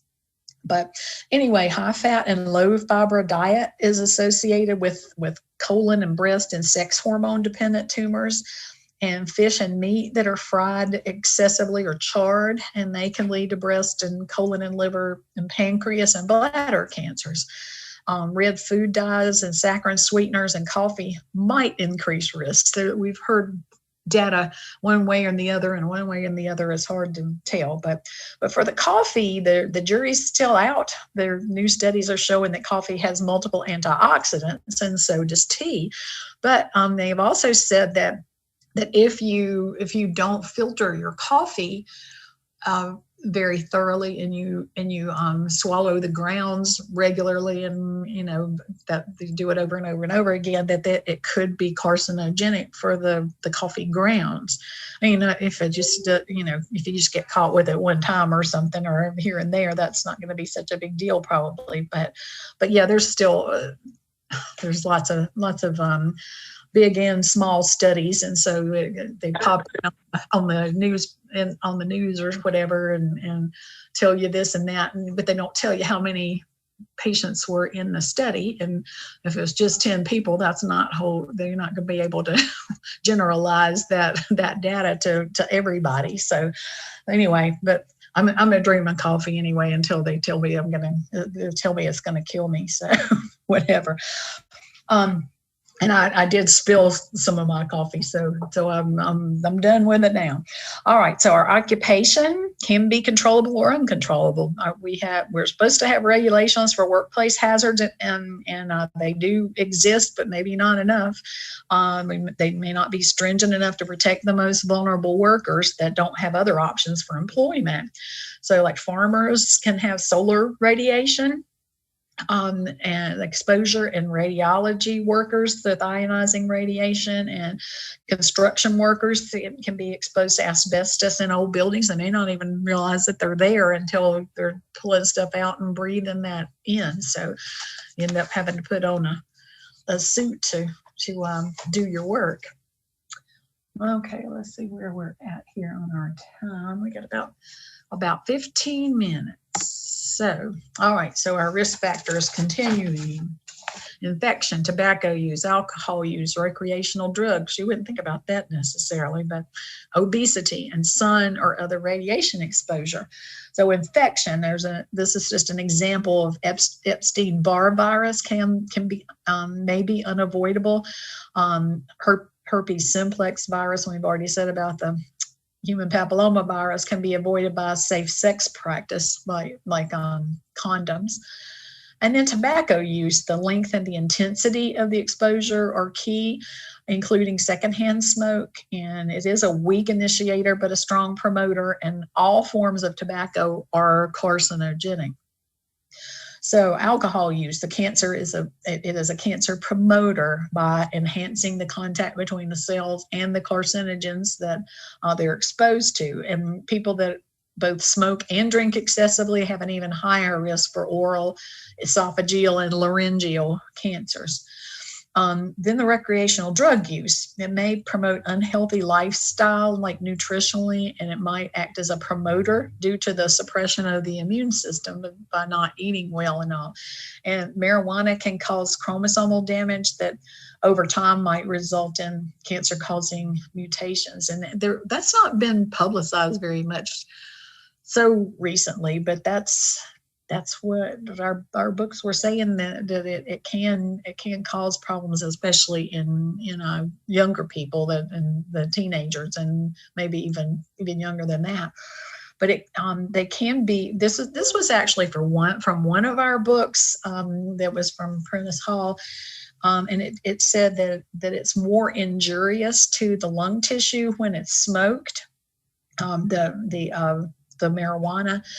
And the thing, I think, if you talk about that that if it's helping you with pain and things like that, but if it is just recreational and you're smoking it a lot, then you're getting a lot of junk in your lungs that is more dangerous than the regular tobacco. But if it's intermittent, that's a different thing. But if it's just smoke all the time, just marijuana, that may be a cause to have lung cancer problems. So and then obesity. It increases the risk for hormone-dependent cancers like breast and bowel and endometrium and prostate and ovarian.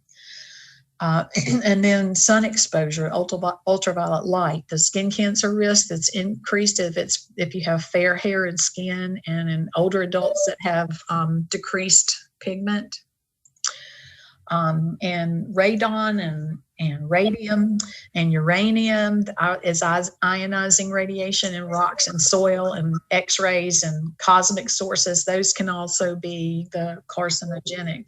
So you use radon detectors, because that you don't necessarily know that that's there in maybe rocks, if you have rocks there and where you live, like in crawl spaces or something like that.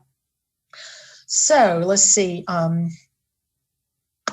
chronic irritation. So like burns or severe skin injuries and chronically irritated moles can increase that skin cancer risk. And then we got health promotion. We don't only reduce the risk of cancer, but we want to help in recovery from cancer. And so that we want to do the primary and secondary and tertiary. And so we can support during rehabilitation and survivorship issues, and provide comfort during the terminal phase, like in hospice. Okay, and you know this from Ms. Atkinson's course, or some of you may not have had her, but you would have learned about primary prevention, like keeping cancer from occurring at all. That's what you will be trying to do there. So it may not work, but you want to try anyway. So avoid known carcinogens like sun and tobacco and asbestos. And then some people are fussing at us if we stay out of the sun, because then that makes it a deficiency in vitamin D. And so there's kind of a tug of war about that vitamin D issue. So we don't have the answer yet, but I've been reading in the newspaper. Dr. Magrita from the Salisbury Pediatric Clinic has he has columns in the newspaper on Sundays sometimes, and he's just really on the warpath that we need to be getting sun for 15 minutes every day, if at all possible, and then then stay out of the sun and make sure that you're making your vitamin D. But anyway, sun, tobacco, and asbestos. And there's modification of associated factors like alcohol, high fat and low fiber diet, multiple sexual partners or risk factors, the removal of at-risk tissues like moles or colon polyps and breasts or ovaries. I had a colon polyp taken out in July. It was hyperplastic polyp, but it wasn't going toward cancer that quickly, but it could. And that you don't take one of those but every 5 to 10 years.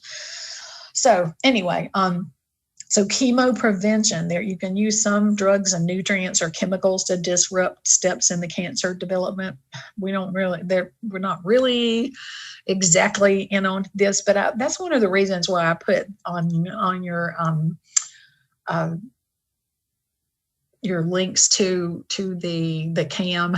It's not really alternative. It's really like sort of in oh God, what was I going to say? Shoot, I can't think of the word there. I always lose my word. Oh dear. Sorry. It says Kiefer, Oklahoma. I don't know anybody there. Sorry about that. But I was keeping my phone by me and I forgot to turn my ringer off. Anyway, so it's supposed to be integrative, not alternative, because you want to do the standard therapy, but you can integrate some things that are like natural treatments and things that really help you, like massage and things like that. So anyway, let's see here. Lost my eyes there. Okay. So you can reverse gene damage or stop progression of changes, like with antioxidants. And there's tamoxifen for families that increase risk for breast cancer. And it has been investigational, but I think they pretty much have it as more of a definite now. But it is one of those individual choices, whether you wanted to take tamoxifen to prevent a breast cancer, or sometimes if you know that you've got you're positive for BRCA1 or BRCA2 and you've had family history, then sometimes just go ahead and do surgery, take the ovaries out and the breasts off. That's very invasive, but there's a lot of those people say, I don't want it in me at all. I do not want it in me at all. I want it off. I want it out. No choice whatsoever. Even if they don't have it, they just want to make sure that they don't get it. So it is very individual decision making for that.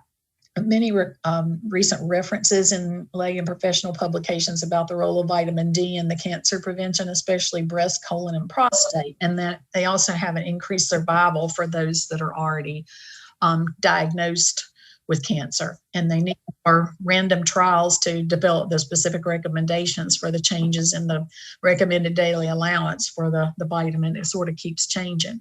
And then our secondary prevention is screening for early detection and American Cancer Society guidelines for cancer screening.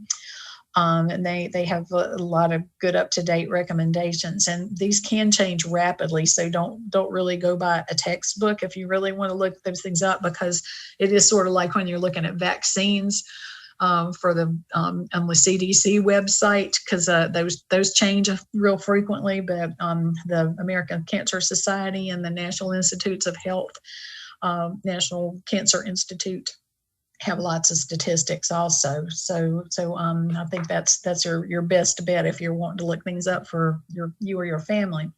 And then it doesn't prevent the cancer. Secondary prevention doesn't, but you hopefully find it early enough so that interventions can be more effective and cause fewer long-term effects and maybe even cure. So the screening is controversial with organizations like the National Cancer Institute, the U.S. Preventive Services Task Force, the ACOG. It's what American Conference of Obstetrics and Gynecology, I think. But they're multiple agencies that are kind of tug of war as to when you should do your screening. So that's definitely one of those things that we're not fighting over exactly, but it's not. No, everybody used to be kind of like a consensus, and now it's really not, and we are using more individual help and stuff too. So we go through all the family history and the person's history, and then what their goals are for their life and everything. And so it's going to be different for different people as we go forward. So I'm going to get out of this, and I'm going to see if there's something on the chat, because I can't really see anything. If there's, okay. Also, Kendra did.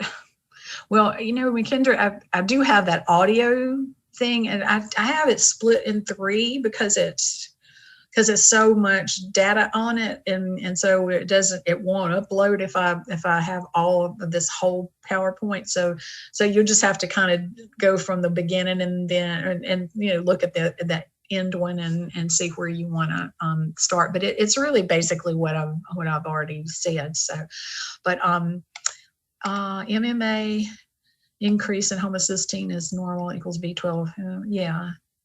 Yeah. And you don't, Rebecca's got that on there, but the homocysteine and the MMA, you don't have to memorize that necessarily, but she's really interested in that part there. But it's the homocysteine and MMA that you'd think, oh well, why are you not doing B12 or folic acid? And so these can really tell you more accurately than those other levels. So that's what Dr. Black used to always tell us, that it is not folic acid B12, but it's related to it, and so it does make a difference. Let's see. Okay. So Selena's having trouble too. Goodness. Oh, I heard some people popping out. Yeah, I'm not sure that it was an Army. I'm pretty sure it was an Army thing. Well, it's a military thing, and it may be that may be one of those that they go to. I can't remember if that's what that one was actually called, but I knew they sent it out. So anyway, I didn't see a whole bunch on the chat. Does anybody have questions for right now? I know Beaver wants to ask a few questions, but does anybody have anything? I can go ahead and y'all can go ahead and go. If you don't have any questions right now, you can text me or email me and I'll let you know. Ms. Beaver, Yeah. are we going to get a blueprint for this test? A blueprint? Yeah. Yeah, because I don't know for sure if Ms. McCoy has finished her test stuff yet. So, but yeah, we'll get it done hopefully toward the first of the week. So yeah, that's fine. I was just curious because this is a lot of information. Oh, so yes. I just wanted to make sure that I knew what to focus on. Oh, yeah. All right. Thank you. Alrighty. I'll see you Monday. All right. Thank you so much. All right.